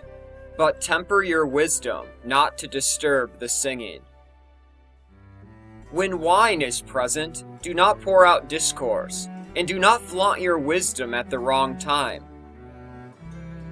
Like a seal of carnelian in a setting of gold is a concert when wine is served. Like a gold mounting with an emerald seal is string music with delicious wine. Young man, speak only when necessary, when they have asked you more than once. Be brief, but say much in those few words. Be like the wise man, taciturn. When among your elders, do not be forward, and with officials, do not be too insistent. Like the lightning that flashes before a storm is the esteem that shines on modesty. When it is time to leave, do not tarry, be off for home. There take your ease, and there enjoy doing as you wish, but without sin or words of pride. Above all, give praise to your Creator, who showers his favors upon you. He who seeks God must accept discipline, and those who rise early to seek him will find favor. He who studies the law masters it, but the hypocrite finds it a trap. He who fears Yahweh has sound judgment. Out of obscurity he draws forth a clear plan. The sinner turns aside reproof and distorts the law to suit his purpose. The thoughtful man will not neglect direction. The proud and insolent man is deterred by nothing. Do nothing without counsel, and then you need have no regrets. Do not go on a way that is set with snares, and do not stumble on the same obstacle twice. Do not be overconfident even on smooth roads, and be careful on all your paths. Guard yourself in whatever you do, for in this way you will keep the commandments. He who keeps the law preserves himself, and he who trusts in Yahweh shall not be put to shame. Chapter 33. No evil can harm the man who fears Yahweh. Through trials, again and again he is safe. He who hates the law is without wisdom, and is tossed about like a boat in a storm. The prudent man trusts in the word of Yahweh, and the law is dependable for him as a divine oracle. Prepare your words and you will be listened to. Draw upon your training, and then give your answer. Like the wheel of a cart is the mind of a fool. His thoughts revolve in circles. A fickle friend is like the stallion that neighs, no matter who the rider. Why is one day more important than another, when it is the sun that lights up every day? It is due to Yahweh's wisdom that they differ. It is through him that the seasons and feasts come and go. Some he dignifies and sanctifies, and others he lists as ordinary days. So too, all men are of clay, for from earth Adam was formed. Yet with his great knowledge, Yahweh makes men unlike. In different paths he has them walk. Some he blesses and makes great. Some he sanctifies and draws to himself. Others he curses and brings low, and expels them from their place. Like clay in the hand of a potter, to be molded according to his pleasure, so are men in the hands of their Creator, to be assigned by him their function. As evil contrasts with good, and death with life, so are sinners in contrast with the pious. See now all the works of the Most High. They come in pairs, the one the opposite of the other. Now, I am the last to keep vigil, like a gleaner after the vintage, since by Yahweh's blessing I have made progress, until like a vintager I have filled my winepress. I would inform you that I have not toiled only for myself, but for every seeker after wisdom. Listen to me, O leaders of the multitude, O rulers of the assembly, give ear. Let neither son nor wife, neither brother nor friend have power over you as long as you live. While breath of life is still in you, let no man have dominion over you. Do not give to another your wealth, less than you have to plead with him. Far better that your children plead with you, than that you should look to their generosity. Keep control over all your affairs. Let no one tarnish your glory. When your few days reach their limit, at the time of death, distribute your inheritance. Fodder and whip and loads for an ass, the yoke and harness and the rod of his master. food, correction, and work for a slave, and for a wicked slave, punishment in the stocks. Make a slave work, and he will look for his rest. Let his hands be idle, and he will seek to be free. Force him to work that he be not idle, for idleness is an apt teacher of mischief. Put him to work, for that is what befits him. If he becomes unruly, load him with chains. But never lord it over any human being, and do nothing unjust. If you have but one slave, treat him like yourself, for you have acquired him with your life's blood. If you have but one slave, deal with him as a brother, for you need him as you need your life. If you mistreat him and he runs away, in what direction will you look for him? Chapter 34. Empty and false are the hopes of the senseless, and fools are borne aloft by dreams.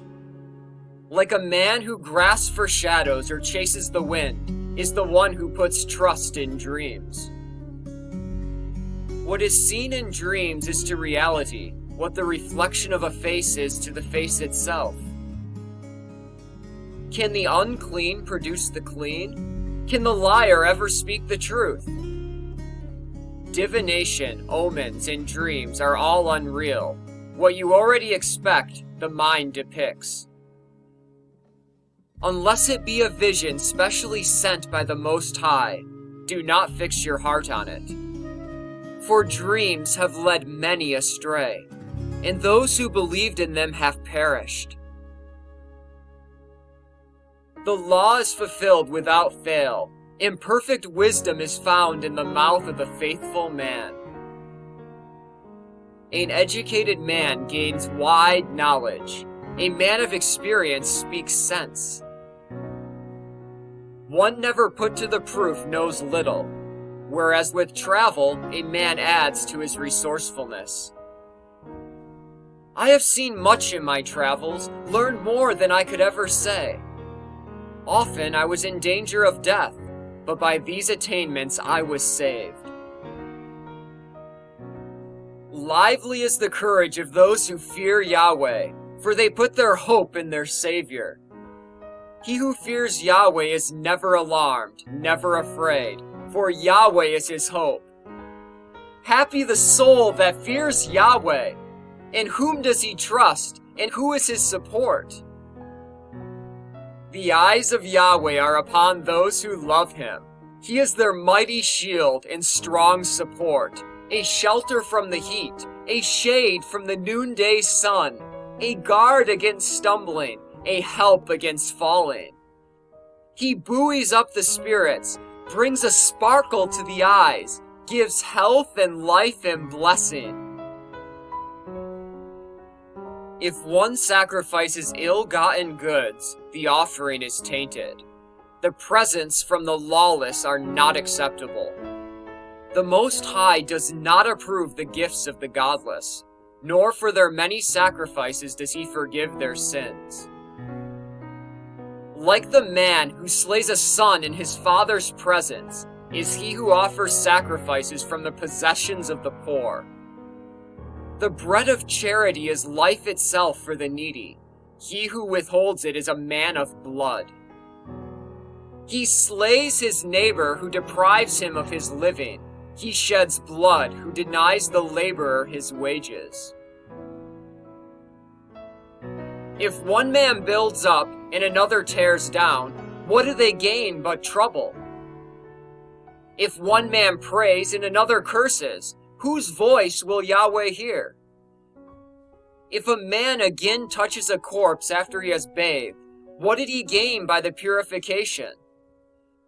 So with a man who fasts for his sins, but then goes and commits them again. Who will hear his prayer, and what does he gain by his mortification? Chapter 35. To keep the law is a great oblation, and he who observes the commandments sacrifices a peace offering. In works of charity one offers fine flour, and when he gives alms, he presents his sacrifice of praise. To refrain from evil pleases Yahweh, and to avoid unrighteousness is an atonement. Do not appear before Yahweh empty-handed, for all that you offer is in fulfillment of the precepts. The righteous man's offering enriches the altar, and rises as a sweet odor before the Most High. The righteous man's sacrifice is most pleasing, nor will it ever be forgotten.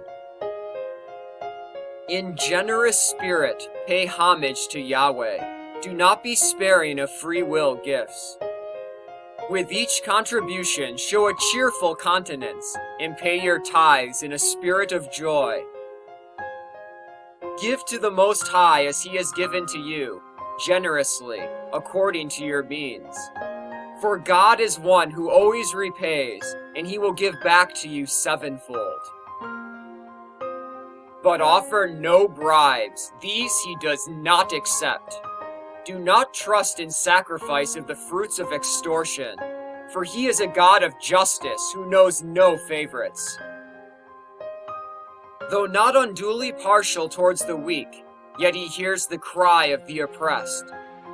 He is not deaf to the wail of the orphan, nor to the widow when she pours out her complaint.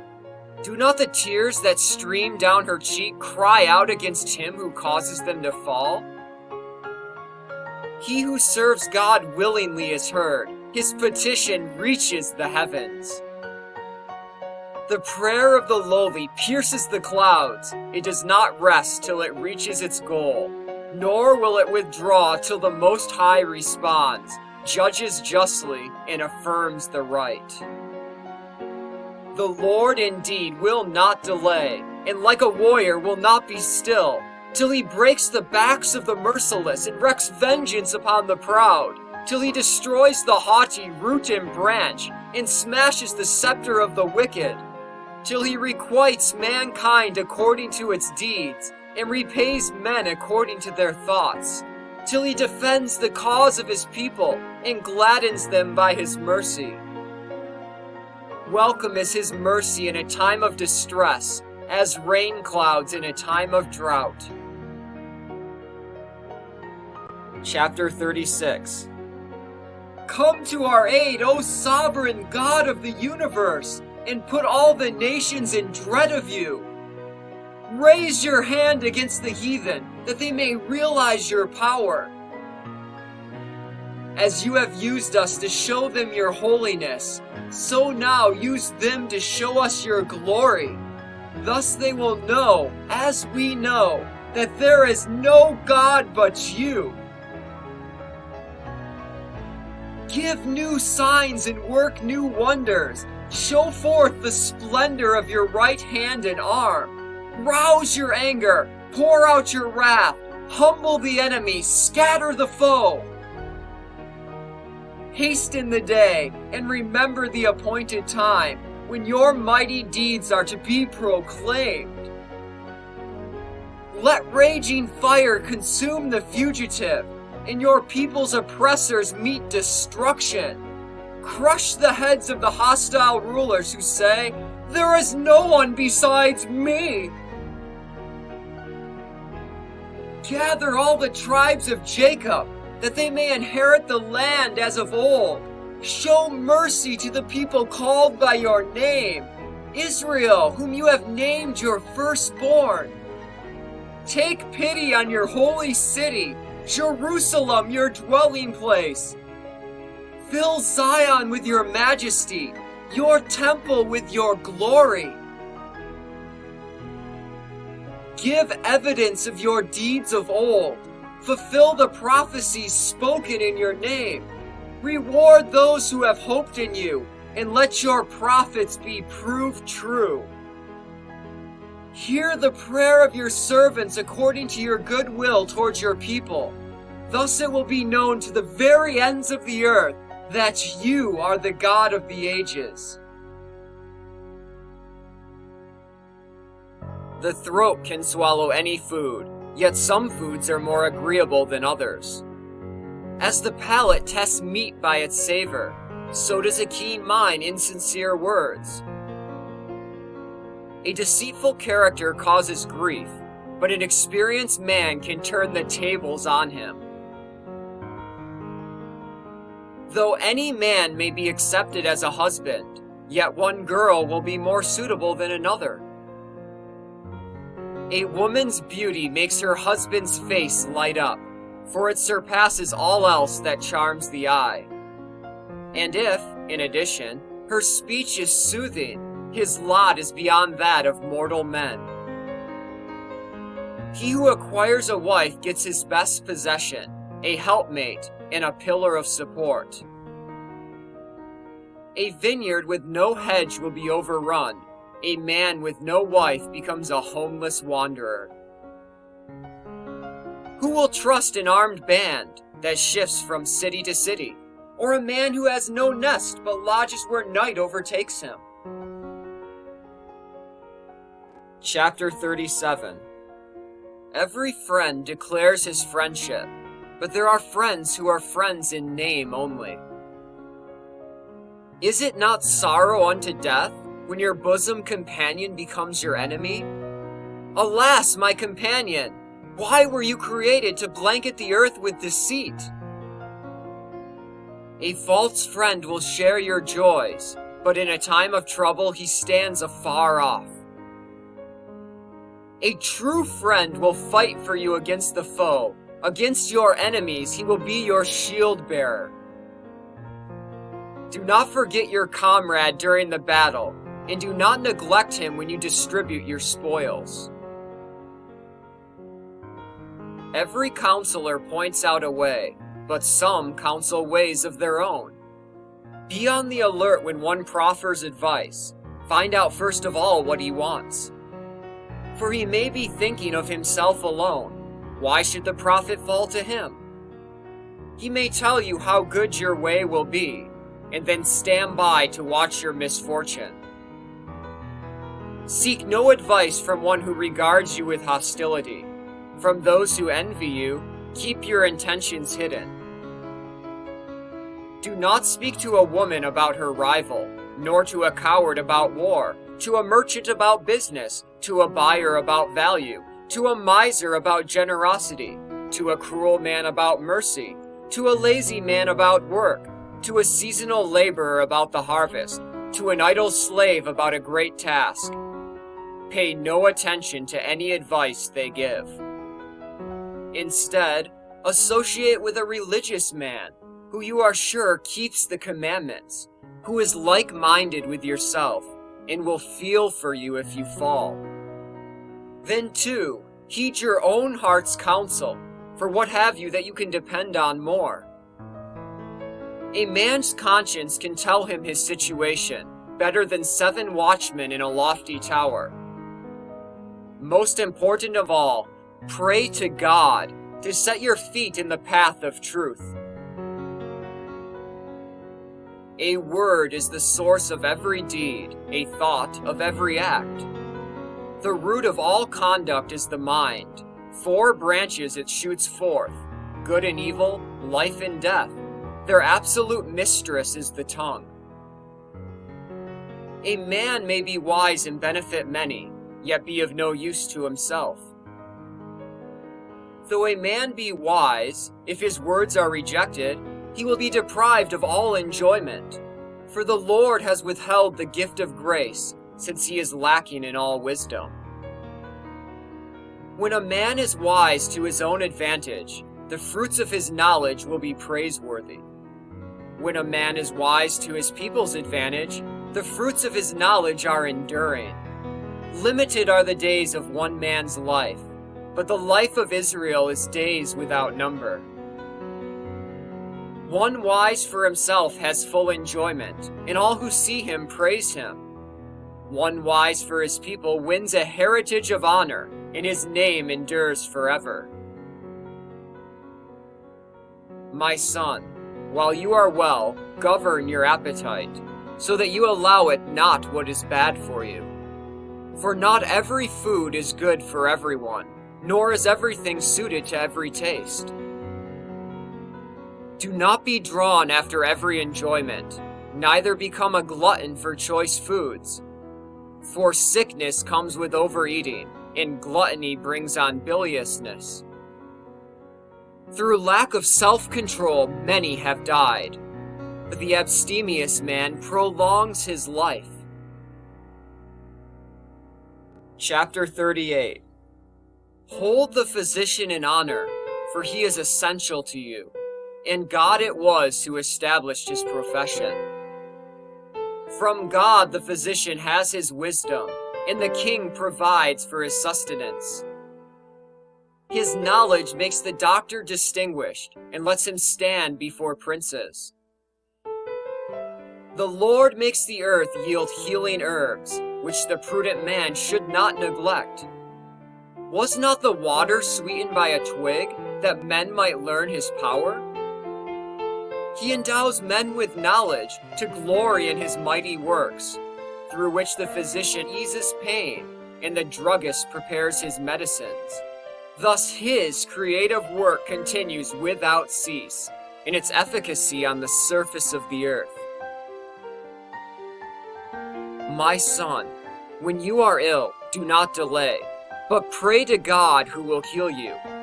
Flee wickedness, let your hands be just, cleanse your heart of every sin. Offer your sweet-smelling sacrifice in a memorial, a portion of choice flour, as much as you can afford. Then give the physician his place, for the Lord created him. Do not let him leave, for you need him too. There are times when recovery lies in his hands, and he too beseeches the Lord, that his diagnosis may be correct, and his treatment bring about a cure. He who is a sinner towards his Maker will be defiant towards the physician. My son, shed tears for one who is dead, with wailing and bitter lament. As is only proper, prepare the body, do not absent yourself from his burial. Weeping bitterly, mourning fully, pay your tribute of sorrow as he deserves. 1 or 2 days to prevent gossip, then compose yourself after your grief, for grief can bring on an extremity, and heartache destroy one's health. In affliction, grief persists. The curse that rankles makes for a wretched life. Do not turn your thoughts to him again. Cease to recall him. Think rather of the end. Do not recall him, for there is no hope of his return. It will not help him, but will do you harm. Remember that his fate will also be yours. For him it was yesterday, for you today. With the departed dead, let memory fade. Rally your courage once the soul has left. The scribe's profession increases his wisdom. Whoever is free from toil can become a wise man. How can he become learned who guides the plow, who thrills in wielding the goad like a lance, who guides the ox and urges on the bullock, and whose every concern is for cattle? His care is for plowing furrows, and he keeps a watch on the beasts in the stalls. So with every engraver and designer who, laboring night and day, fashions carved seals, and whose concern is to vary the pattern. His care is to produce a vivid impression, and he keeps watch till he finishes his design. So with the smith standing near his anvil, forging crude iron. The heat from the fire sears his flesh, yet he toils away in the furnace heat. The clang of the hammer deafens his ears. His eyes are fixed on the tool he is shaping. His care is to finish his work, and he keeps watch till he perfects it in detail. So with the potter sitting at his labor, revolving the wheel with his feet. He is always concerned for his products, and turns them out in quantity. With his hands he molds the clay, and with his feet softens it. His care is for proper coloring, and he keeps watch on the fire of his kiln. All these men are skilled with their hands, each one an expert at his own task. Without them, no city could be lived in, and wherever they stay, they need not hunger. But they are not sought out for the counsel of the people, nor are they prominent in the assembly. They do not occupy the judge's bench, nor can they set forth decisions or judgments. They cannot expound the instruction of wisdom, nor are they found among the rulers. Yet they maintain God's ancient handiwork, and their concern is for the exercise of their skill.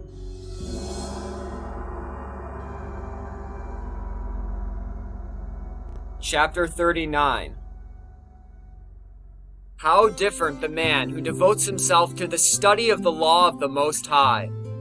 He explores the wisdom of the men of old and occupies himself with the prophecies.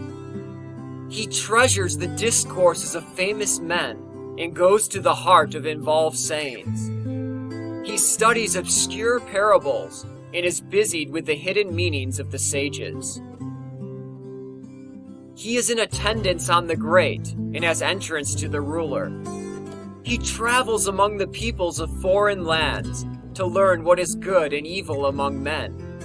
His care is to rise early to seek Yahweh his Maker, to petition the Most High, to open his lips in prayer, to ask pardon for his sins. Then, if it pleases Yahweh Almighty, he will be filled with the spirit of understanding. He will pour forth his words of wisdom, and in prayer give thanks to Yahweh, who will direct his knowledge and his counsel as he meditates upon his mysteries. He will show the wisdom of what he has learned and glory in the law of Yahweh's covenant. Many will praise his understanding. His fame can never be effaced. Unfading will be his memory. Through all generations his name will live. The congregation will speak of his wisdom, and the assembly will sing his praises. While he lives, he is 1 out of 1,000, and when he dies, his renown will not cease. Once more I will set forth my theme, to shine like the moon in its fullness. Listen, my faithful children. Open up your petals, like roses planted near running waters. Send up the sweet odor of incense. Break forth in blossoms like the lily. Raise your voices in a hymn of praise. Bless Yahweh for all he has done. Proclaim the greatness of his name. Loudly sing his praises. With music on the harp and all stringed instruments, sing out with joy as you proclaim. All the works of God are good. In its own time, every need is supplied. No cause to say, what is the purpose of this? For in God's time, all things will be sought after. At his word, the waters become still as in a flask. He had but to speak, and the reservoirs were made. He has but to command, and his will is done. Nothing can limit his achievement.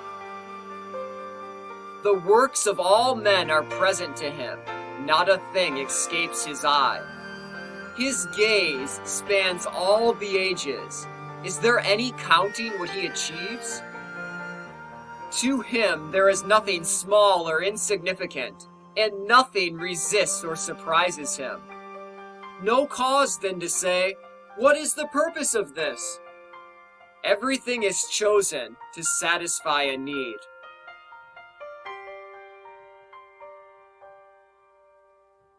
His blessing overflows like the Nile.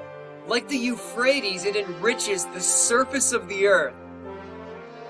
Again, his wrath expels the nations and turns fertile land into a salt marsh. For the virtuous, his paths are level. To the haughty, they are steep. From the beginning, he provided good things for the good, but for the wicked, good things and bad.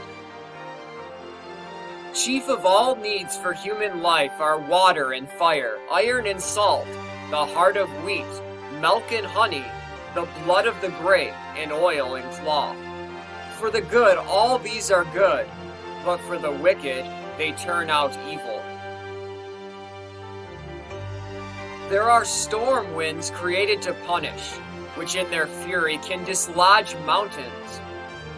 When destruction must be, they hurl all their force and appease the anger of their maker. Fire and hail, famine, disease, these too were created for punishment. Ravenous beasts, scorpions, vipers, and the avenging sword to exterminate the wicked. All these were created to meet a need, and are kept in his storehouse for the proper time. In doing his bidding, they rejoice. In their assignments, they do not disobey his command. So from the first, I took my stand, and wrote down as my theme, the works of the Lord are all of them good. Every need, when it comes, he fills. No cause then to say, this is not as good as that. For each shows its worth at the proper time.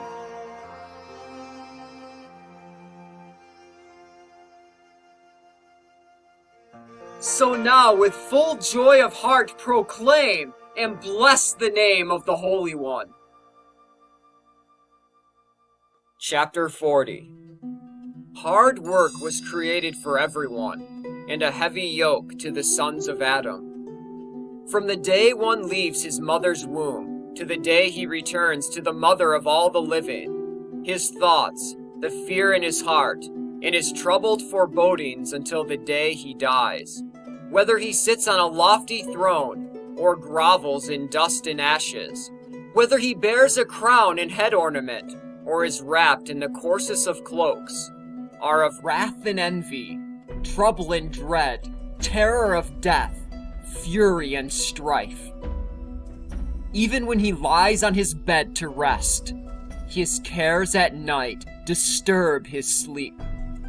So short is his rest, it seems like none. Till in his dreams he struggles as he did by day, terrified by what his mind's eye sees, like a fugitive being pursued.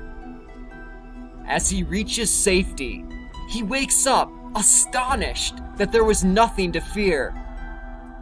So it is with all flesh, with man and with beast, but for sinners 7 times more.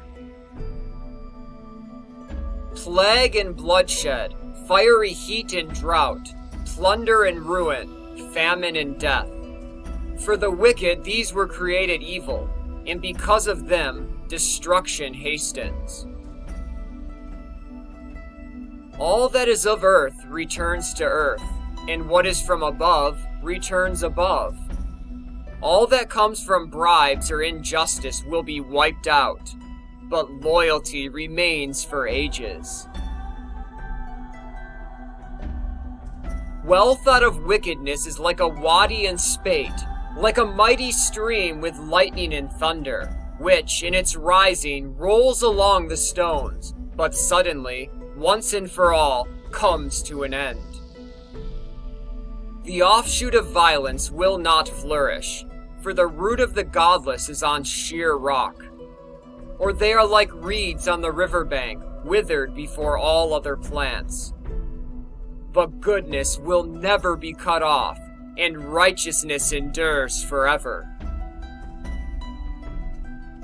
Wealth or wages can make life sweet, but better than either is finding a treasure. A child or a city will preserve one's name, but better than either, attaining wisdom. Sheepfolds and orchards bring flourishing health, but better than either, a devoted wife. Wine and music delight the soul, but better than either, the love of friends. The flute and the harp offer sweet melody, but better than either, a pure tongue. Charm and beauty delight the eye, but better than either, the flowers of the field. A friend, a neighbor, are timely guides, but better than either, a prudent wife. A brother, a helper, for times of stress, but better than either, charity that rescues. Gold and silver make one's ways secure, but better than either, sound judgment. Wealth and vigor build up confidence, but better than either, fear of God. The fear of Yahweh leaves nothing wanting. He who has it needs seek no other support. The fear of God is a garden of blessings, its canopy all that is glorious. My son, do not live the life of a beggar. Better to die than to beg. When one has to look for another's table, his life is not really a life. His neighbor's delicacies bring revulsion of spirit to one who understands inward feelings. In the mouth of the shameless man, begging is sweet, but within him it burns like fire.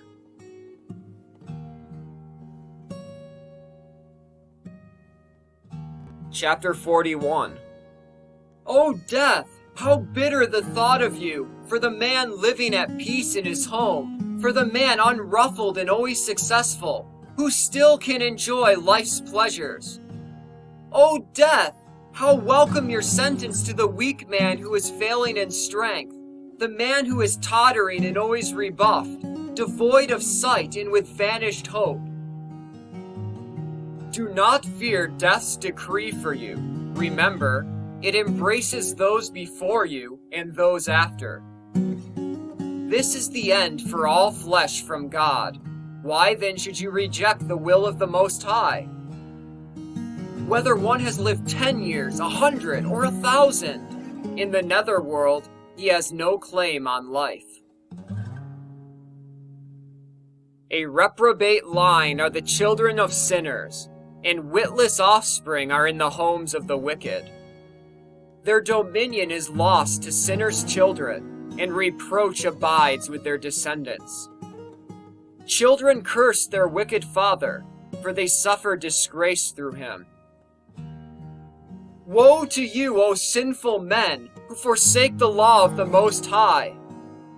If you have children, calamity will cease them. You will begat them only for groaning. When you stumble, there is lasting joy. At death, you become a curse.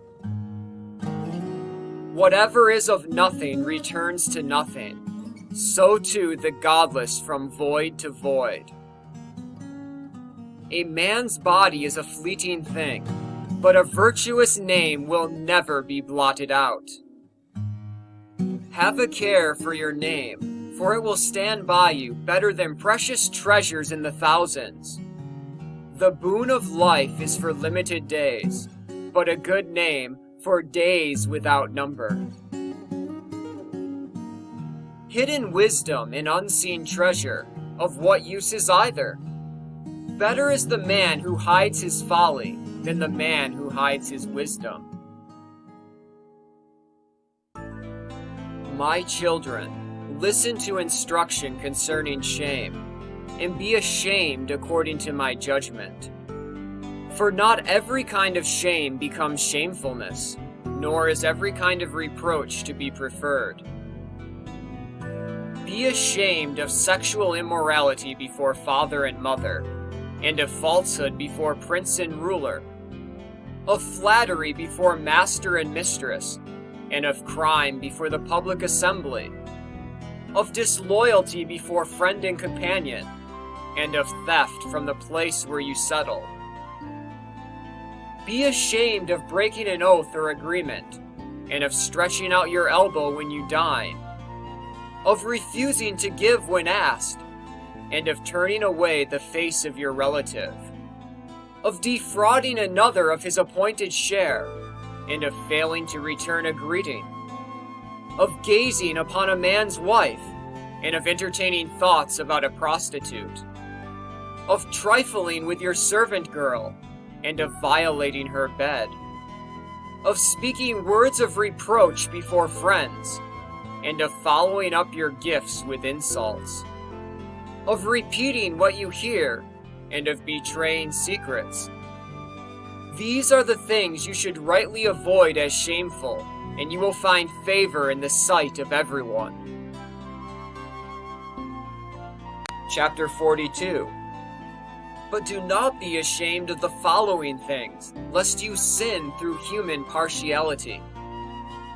Do not be ashamed of the law of the Most High and his precepts, or of rendering judgment to acquit the wicked, of sharing the expenses of a business or a journey, or of dividing an inheritance or property, of accuracy of scales and balances, or of tested measures and weights, of acquiring much or little, or of bargaining in dealing with a merchant, of constant training of children, or of beating the sides of a disloyal servant, of a seal to keep an erring wife at home, or of a key placed where there are many hands, of numbering every deposit, or of recording all that is given or received, of chastisement of the silly and the foolish, or of the tottering old graybeard occupied with sexual immorality.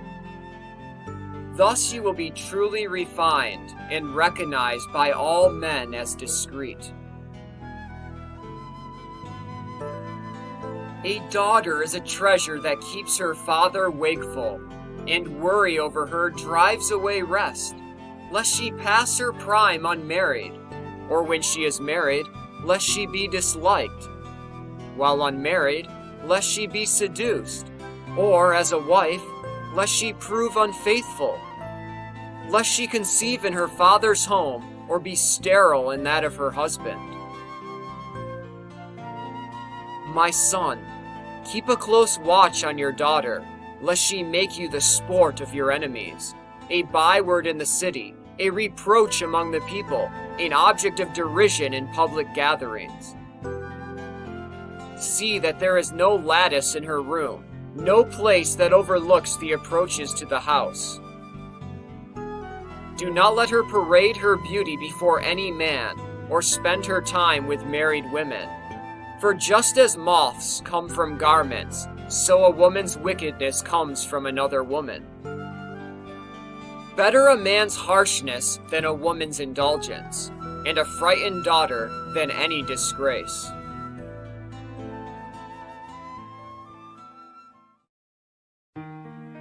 Now I will recall the works of God, and I will describe what I have seen. At the word of the Lord were his works brought into being, and an act of his grace is his doctrine. As the rising sun is clear to all, so the glory of the Lord fills all his works. Yet even God's holy ones must fail in recounting all his marvelous works, though the Lord has given his host the strength to stand firm before his glory. He plumbs the abyss and penetrates the heart. He understands their secrets. The Most High possesses all knowledge and sees in advance what is to come upon the age. He makes known the past and the future and reveals the deepest secrets. No understanding does he lack. No single thing escapes him. Perennial is his almighty wisdom. He is one and the same from all eternity, with nothing added, nothing taken away, no need of a counselor for him. How beautiful are all his works, even to the spark in the fleeting vision. All of them live and abide forever, and each one is preserved to meet a particular need. All of them come in pairs, one from another, yet none of them has he made in vain. For each in turn, as it comes, is good. Can one ever see enough of their splendor? Chapter 43. The beauty of the celestial heights and the pure firmament, The firm heavens manifest its glory. The orb of the sun, resplendent at its rising. What a wonderful work of the Most High! At noon it seethes the surface of the earth, and who can bear its scorching heat? Like a blazing furnace of solid metal, it sets the mountains aflame with its rays. By its fiery darts the land is consumed. The eyes are dazzled by its light. Great indeed is the Lord who made it, at whose orders it urges on its steeds. The moon, too, that marks the changing times, governing the seasons, their lasting sign. By it we know the appointed seasons, and from it the feast days, this light giver which wanes in its course. The new moon, as its name suggests, renews itself. How wondrous is this change! A signal for the hosts of the waterskins in the heights, it paves the firmament with its brilliance.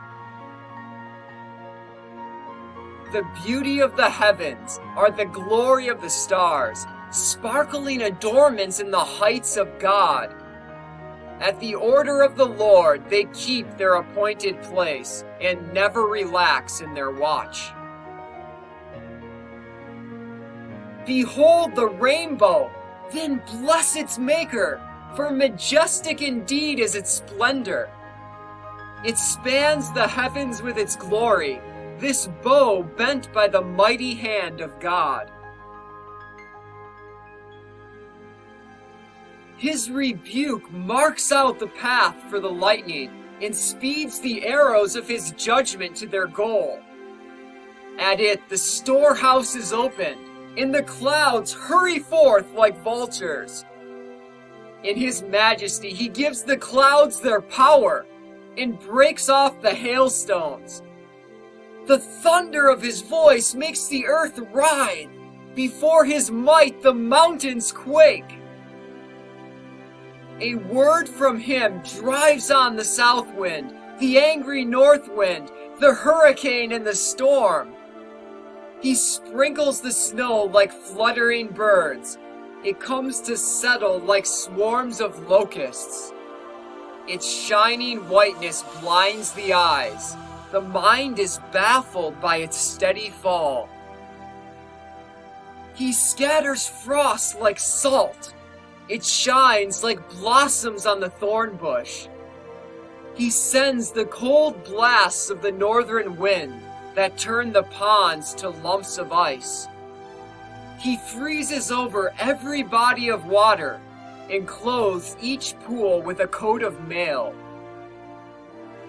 When the mountain growth is scorched with heat, and the flowering meadows as though by flames, the dripping clouds restore them all, and the scattered dew enriches the parched land. His is the plan that calms the deep and plants the islands in the sea. Those who go down to the sea tell part of its story, and when we hear them, we are thunderstruck. In it are his creatures, stupendous, amazing, all kinds of life, and the might of Rahab. For him each angel succeeds, and at his bidding accomplishes his will. More than this we need not add. Let the last word be, he is all in all. Let us praise him the more, since we cannot fathom him, for greater is he than all his works. Yahweh is awesome indeed, and wonderful is his power. Lift up your voices to glorify Yahweh, though he is still beyond your power to praise. Extol him with renewed strength, and weary not, though you cannot reach the end. For who can see him and describe him, or who can praise him as he is? Beyond these many things lie hid. Only a few of his works have I seen. It is Yahweh who has made all things, and he gives wisdom to those who fear him. Chapter 44. Let me now sing praises of pious men, our ancestors, each in his own time. The Most High apportioned to them great glory, and his greatness from the days of old. Subduers of the land in kingly fashion, men of renown for their might, or counselors in their prudence, or seers of all things in prophecy, resolute princes of the folk, and governors with their staves, authors skilled in composition, and framers of epigrams and pointed maxims, composers of melodious psalms, or discourses on lyric themes, stalwart men, solidly established, and at peace in their own estates. All these were glorious in their time, each illustrious in his day. Some of them have left behind a name, and men recount their praiseworthy deeds. But of others there is no memory, for when they ceased, and they are as though they had not lived, they and their children after them. Yet these also were godly men, whose virtues have not been forgotten. Their wealth remains in their families, their heritage with their descendants. Through God's covenant with them their family endures, their posterity for their sake. And for all time their progeny will endure, their glory will never be blotted out. Their bodies are peaceably laid away, but their name lives on and on. The assembly declares their wisdom, and the congregation proclaims their praise.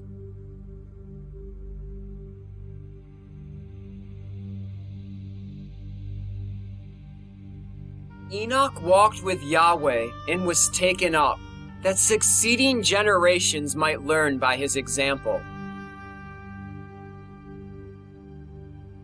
Noah was found righteous and perfect. In the time of devastation, he kept the race alive. Because of his worth, there were survivors, and with a sign to him, the deluge ended. A lasting agreement was made with him, that all flesh should never be destroyed. Abraham, father of many peoples, kept his glory without stain. He observed the precepts of the Most High and entered into an agreement with him. In his own flesh he incised the ordinance, and when tested, he was found loyal. For this reason, God promised him with an oath that in his seed the nations would be blessed, that he would make him numerous as the grains of dust, and exalt his seed like the stars, that he would give them an inheritance from sea to sea, and from the river to the ends of the earth. And he renewed the same promise for Isaac, because of his father Abraham. The covenant with all his ancestors was confirmed, and the blessing rested upon the head of Jacob. God acknowledged him as the firstborn and gave him his inheritance. He fixed the boundaries for his tribes and their division into 12. From him was to spring the man who won the favor of all. Chapter 45. Dear to God and men, Moses, whose memory is held in benediction. He made him equal in honor to the holy ones, and the Lord strengthened him with fearful powers. By his words he wrought swift miracles, and sustained him in the king's presence. He gave him the commandments for his people, and revealed to him his glory. For his trustworthiness and meekness, God selected him from all men. He permitted him to hear his voice, and led him into the cloud, where face to face He gave him the commandments, the law of life and understanding, that he might teach his precepts to Jacob, his judgments and decrees to Israel. He raised up also, like Moses in holiness, his brother Aaron of the tribe of Levi. He made him perpetual in his office when he bestowed on him the priesthood of his people. He established him in honor and crowned him with lofty majesty.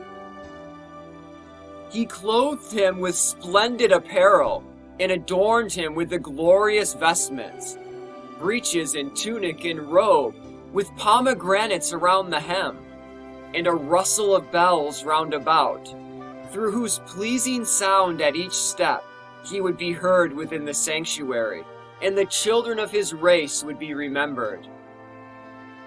The sacred vestments of gold, of violet, and of crimson, wrought with embroidery, the breastpiece for decision, the ephod and cincture, with scarlet yarn, the work of the weaver. Precious stones with seal engravings in golden settings, the work of a jeweler, to commemorate in incised letters each of the tribes of Israel. On his turban the diadem of gold, its plate wrought with the insignia of holiness, majestic, glorious, renowned for splendor, a delight to the eyes, beauty supreme. Before him no one was adorned with these, nor may they ever be worn by any except his sons in them alone, generation after generation, for all time. His cereal offering is wholly burnt, with the established sacrifice twice each day. For Moses ordained him and anointed him with the holy oil, in a lasting covenant with him and with his family, as permanent as the heavens, that he should serve God in his priesthood and bless his people in his name. He chose him from all men to offer holocausts and choice offerings, to burn sacrifices of sweet odor for a memorial, and to atone for the people of Israel. He gave to him his laws, in authority and judgments, to teach the precepts to his people, and the ritual to the descendants of Israel. Men of other families were inflamed against him, were jealous of him in the desert, the followers of Dathan and Abiram, and the band of Korah in their defiance. But Yahweh saw this and became angry. He destroyed them in his burning wrath. He brought down upon them a miracle and consumed them with his flaming fire. Then he increased the glory of Aaron and bestowed upon him his inheritance, the sacred offerings he allotted to him, with the showbread as his portion. The oblations of Yahweh are his food, a gift to him and his descendants. But he holds no land among the people, nor shares with them their heritage.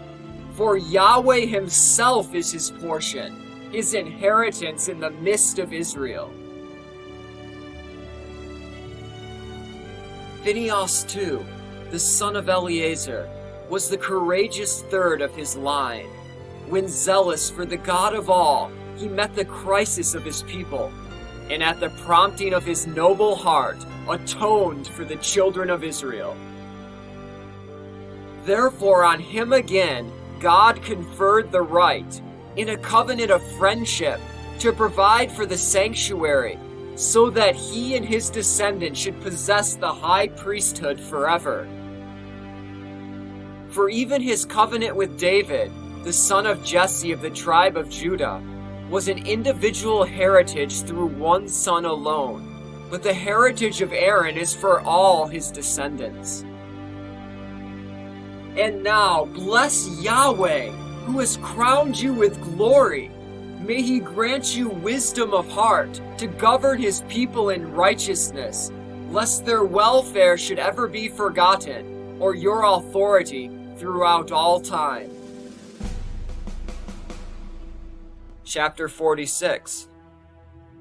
Yeshua, son of Nun, was a valiant leader, assistant to Moses in the prophetic office, formed to be, as his name implies, the great savior of God's chosen ones, to wreak vengeance upon the enemy and to win the inheritance for Israel. What glory was his when he raised his arm to brandish his javelin against the city? And who could withstand him when he fought the battles of Yahweh? Did he not stop the sun by his power, so that one day became two? He called upon the Most High God when his enemies beset him on all sides. And God Most High gave answer to him in hailstones of tremendous power, which he rained down upon the hostile army, until on the slope he destroyed the foe, that all the doomed nations might know that Yahweh was watching over his people's battles. And because he was a devoted follower of God, and in Moses' lifetime showed himself loyal, he and Caleb, son of Jephunneh, when they opposed the congregation, averted God's anger from the people and suppressed the wicked complaint. Because of this, they were the only two spared from the 600,000 infantry to lead the people into their inheritance, the land flowing with milk and honey. And the strength he gave to Caleb remained with him even in his old age, until he won his way onto the summits of the land. His family too received an inheritance, that all the people of Jacob might know how good it is to be a devoted follower of Yahweh. The judges too, each one of them, whose hearts were not deceived, who did not abandon God, may their memory be ever blessed, their bones return to life from their resting place, and their names receive fresh luster in their children. Beloved of his people, dear to his Maker, dedicated from his mother's womb, consecrated to Yahweh as a prophet, was Samuel, the judge and priest. At God's word, he established the kingdom and anointed princes to rule the people. By the law of Yahweh, he judged the nation when he visited the encampments of Jacob. As a trustworthy prophet, he was sought out, and his words proved him a true seer. He too called upon God when he was hard-pressed with enemies on every side, and offered him a suckling lamb. Then Yahweh thundered forth from heaven, and the tremendous roar of his voice was heard. He brought low the rulers of the enemy and destroyed all the lords of the Philistines. When Samuel approached the end of his life, he testified before Yahweh and his anointed prince, "No bribe or secret gift have I taken from any man," and no one dared gainsay him. Even when he lay buried, his guidance was sought. He made known to the king his fate, and from the grave he raised his voice as a prophet to put an end to wickedness. Chapter 47. After him came Nathan, who served in the presence of David. Like the choice fat of the sacred offerings, so was David in Israel. He made sport of lions as though they were kids, and of bears like the lambs of the flock. As a youth, he slew the giant and wiped out the people's disgrace when his hand let fly the sling stone that crushed the pride of Goliath. Since he called upon the Most High God, who gave strength to his right arm to defeat the skilled warrior and raise up the might of his people, therefore the women sang his praises and ascribed to him tens of thousands. When he assumed the royal crown, he battled and subdued the enemy on every side. He destroyed the hostile Philistines and shattered their power till our own day. With his every deed, he offered thanks to the Holy One, the Most High God, proclaiming his glory. He sang praise with all his heart and loved his Maker, and daily had his praises sung. He added beauty to the feasts and solemnized the seasons of each year with stringed music before the altar, providing sweet melody for the psalms, so that when the holy name was praised, before daybreak the sanctuary would resound. Yahweh forgave him his sins and exalted his strength forever. He conferred on him the rights of royalty and established his throne in Israel. Because of his merits, he had, as his successor, a wise son who lived in security.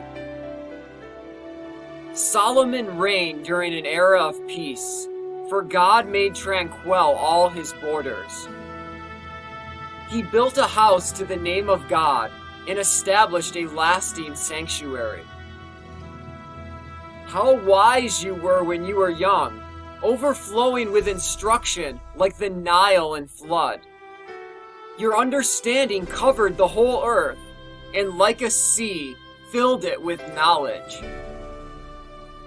Your fame reached distant coasts, and their peoples came to hear you.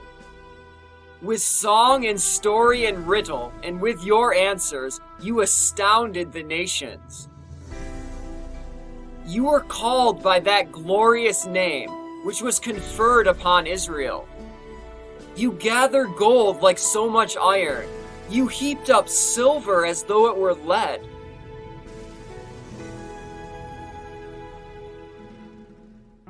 But you gave your loins to women and gave them dominion over your body.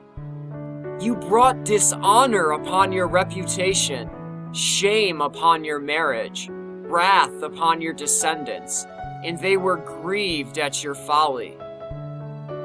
Thus 2 governments came into being when in Ephraim kingship was usurped. But God does not withdraw his mercy, nor permit even one of his promises to fail. He does not uproot the posterity of his chosen one, nor destroy the offspring of his friend. So he gave to Jacob a remnant, to David a root from his own family.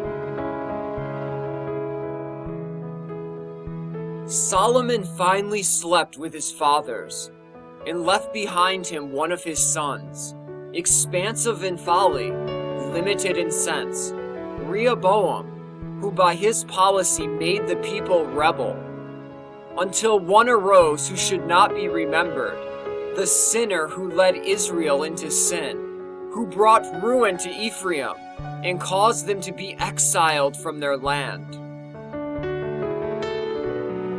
Chapter 48.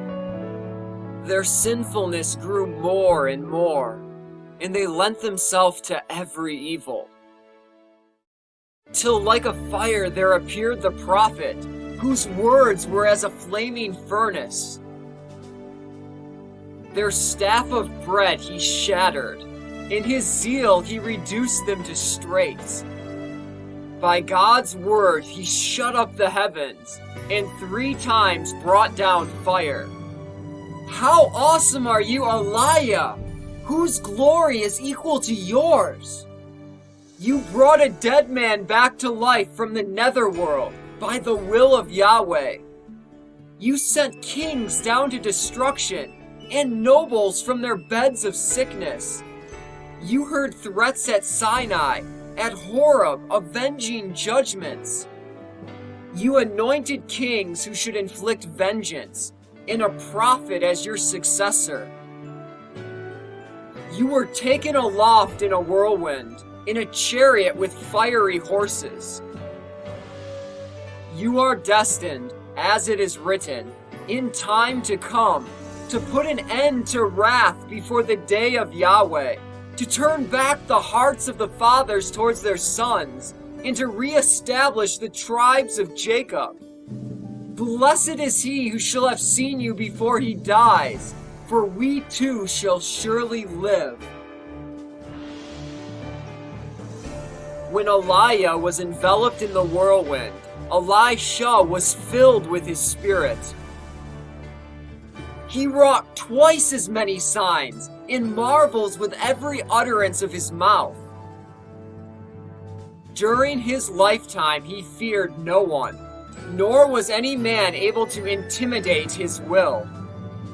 Nothing was beyond his power.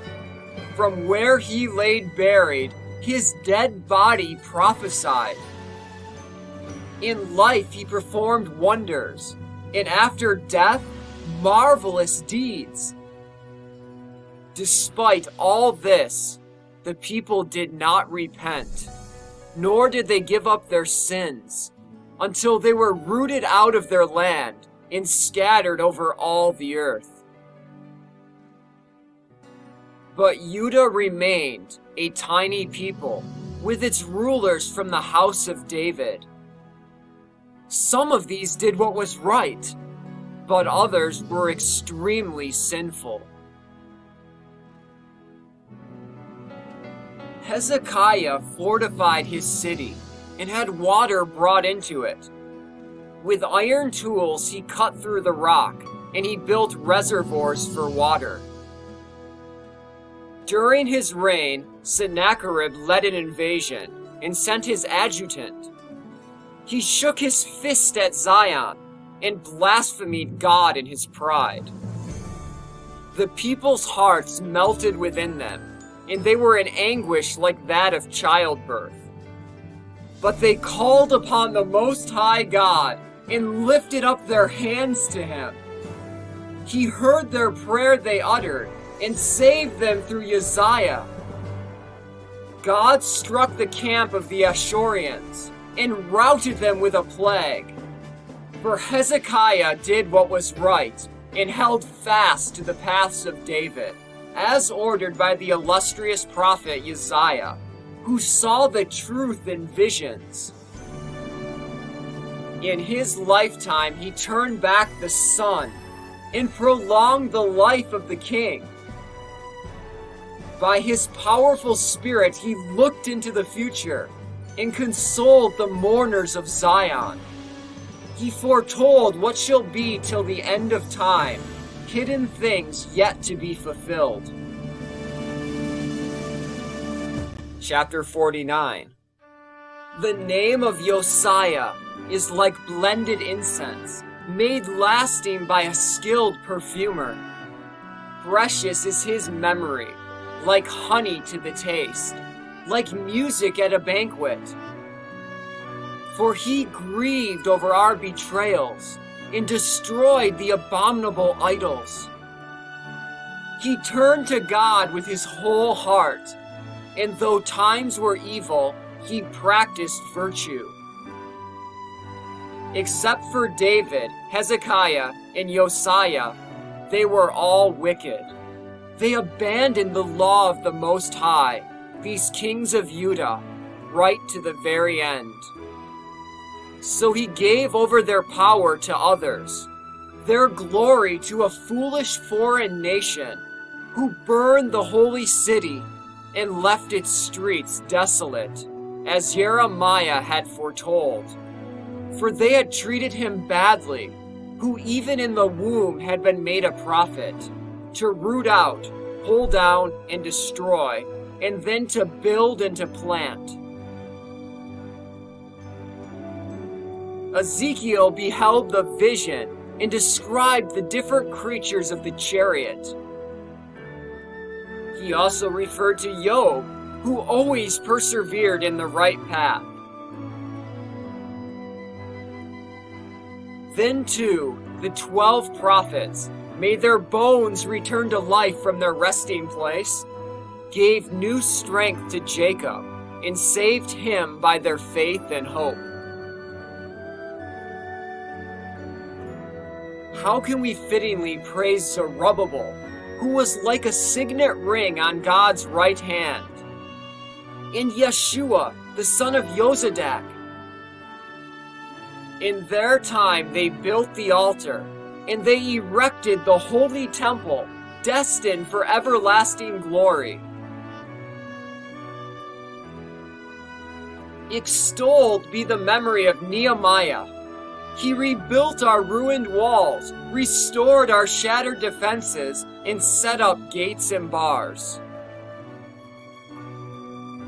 Few have ever been created on earth like Enoch, for he was taken up bodily. Was ever a man born like Joseph? Even his dead body was provided for. Glorious too were Shem and Seth and Enos. But beyond that of any living being was the splendor of Adam. Chapter 50. The greatest among his brethren, the glory of his people, was Simon the priest, son of Johanan, in whose time the house of God was renovated, in whose days the temple was reinforced. In his time also the wall was built, with powerful turrets for the temple precincts.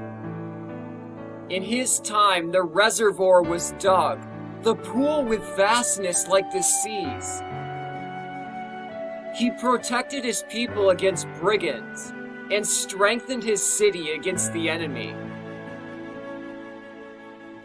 How splendid he was as he appeared from the tent, as he came from within the veil, like a star shining among the clouds, like the full moon at the holy day season, like the sun shining upon the temple, like the rainbow appearing in the cloudy sky, like the blossoms on the branches in springtime, like a lily on the banks of a stream, like the trees of Lebanon in summer, like the fire of incense at the sacrifice, like a vessel of beaten gold studded with precious stones, like a luxuriant olive tree thick with fruit, a plant whose branches run with oil.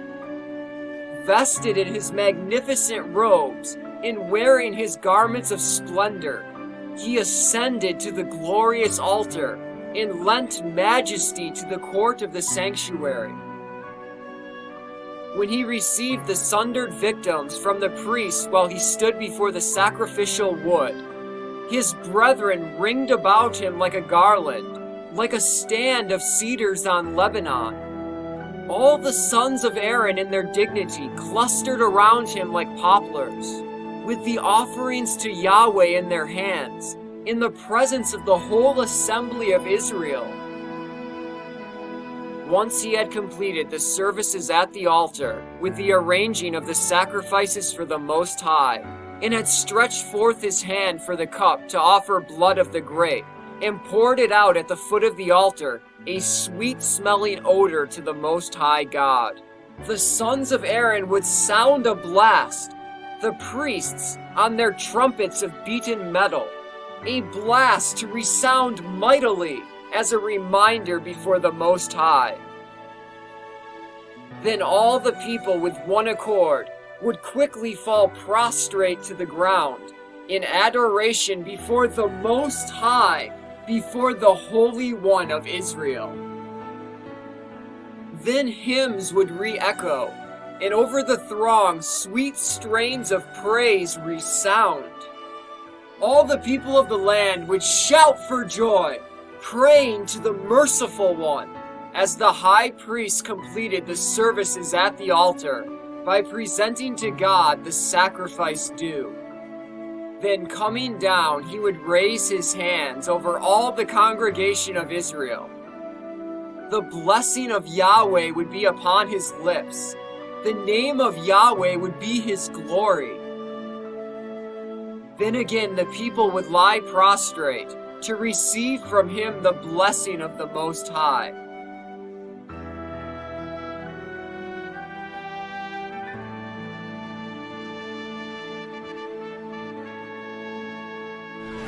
And now, bless the God of all, who has done wondrous things on earth, who fosters men's growth from their mother's womb, and fashions them according to his will. May he grant you wisdom of heart, and may peace abide among you. May his goodness towards Simeon be lasting. May he fulfill for him the covenant with Phinehas, so that it may not be abrogated for him, or for his descendants, as long as the heavens are above.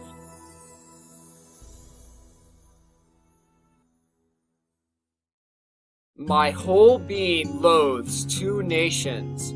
The third is not even a people. Those who live in Seir and Philistia, and the degenerate folk who dwell in Shechem.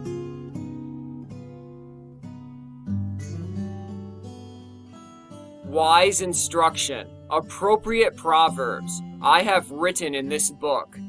I, Yeshua, son of Eliezer, son of Sirach, as they gushed forth from my heart's understanding.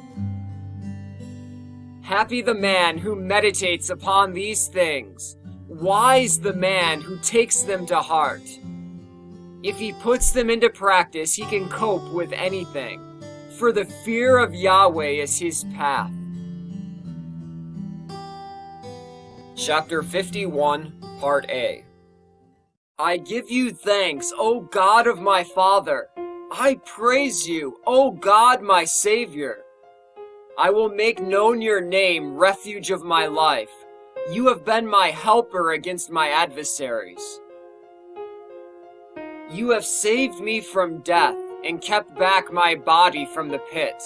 From the clutches of the netherworld you have snatched my feet. You have delivered me in your great mercy, from the scourge of a slanderous tongue, and from lips that went over to falsehood, from the snare of those who watched for my downfall, and from the power of those who sought my life.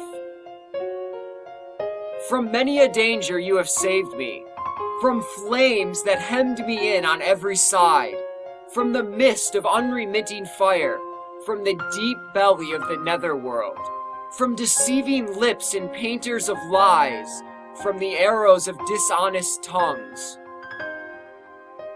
I was at the point of death. My soul was nearing the depths of the netherworld. I turned every way, but there was no one to help me. I looked for one to sustain me, but could find no one. But then I remembered the mercies of Yahweh, his kindness through ages past. For he saves those who take refuge in him, and rescues them from every evil. So I raised my voice from the very earth. From the gates of the netherworld my cry, I called out, O Lord, you are my Father! You are my champion and my Savior! Do not abandon me in time of trouble, in the midst of storms and dangers. I will ever praise your name and be constant in my prayers to you. Thereupon Yahweh heard my voice. He listened to my appeal. He saved me from evil of every kind and preserved me in time of trouble. For this reason, I thank him and I praise him. I bless the name of Yahweh. Chapter 51, Part B. The following chapter is present only in some extant Hebrew manuscripts. It does not appear in the Septuagint or any other versions. Give thanks to Yahweh, for he is good, for his mercy endures forever. Give thanks to the God of glory, for his mercy endures forever. Give thanks to the guardian of Israel, for his mercy endures forever. Give thanks to the creator of the universe, for his mercy endures forever. Give thanks to the Redeemer of Israel, for his mercy endures forever. Give thanks to him who gathers the dispersed of Israel, for his mercy endures forever. Give thanks to him who builds his city in his sanctuary, for his mercy endures forever. Give thanks to him who makes a horn to sprout forth for the house of David, for his mercy endures forever. Give thanks to him who has chosen for his priests the sons of Zadok, for his mercy endures forever. Give thanks to the shield of Abraham, for his mercy endures forever. Give thanks to the rock of Isaac, for his mercy endures forever. Give thanks to the mighty one of Jacob, for his mercy endures forever. Give thanks to him who has chosen Zion, for his mercy endures forever. Give thanks to the King over kings of kings, for his mercy endures forever. He has lifted up the horn of his people. Be this his praise from all his faithful ones, from the children of Israel, the people close to him. Praise Yahweh! Chapter 51, Part C. The following chapter is not present in any of the extant Hebrew manuscripts. However, it was found as a separate composition amongst the Dead Sea Scrolls and is also included in the Septuagint version. When I was still young and innocent, I sought wisdom. She came to me in her beauty, and until the end I will seek her out. As the blossoms yielded to ripening grapes, the heart's joy, my feet kept to the level path, because from earliest youth I was familiar with her. In the short time I inclined my ear, I met with great captivation. Since in this way I have profited, to my teacher I will give grateful praise. I became resolutely devoted to her. I persistently strove for the good. I burned with desire for her, never turning back. I became preoccupied with her, and never wearied extolling her. My hand spread her gate, and I came to know her secrets. For her I purified my hands, in cleanness I attained to her. At first acquaintance with her, I gained understanding, such that I will never forsake her. My whole being was stirred to seek her. Therefore, I have made her my prized possession. Yahweh has granted me my lips as a reward, and my tongue will declare his praises. Come aside to me, you untutored, and take up lodging in the house of instruction. How long will you be deprived of wisdom's food? How long will you endure such bitter thirst?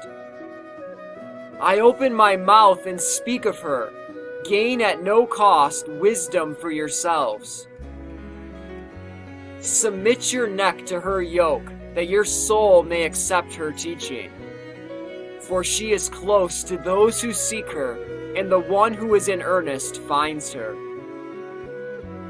See for yourselves. I have labored only a little, but have found much. Acquire but a little instruction, you will win silver and gold through her. Let your spirits rejoice in the mercy of God, and be not ashamed to give him praise. Work at your tasks in due season. and in His own time, God will give you your reward.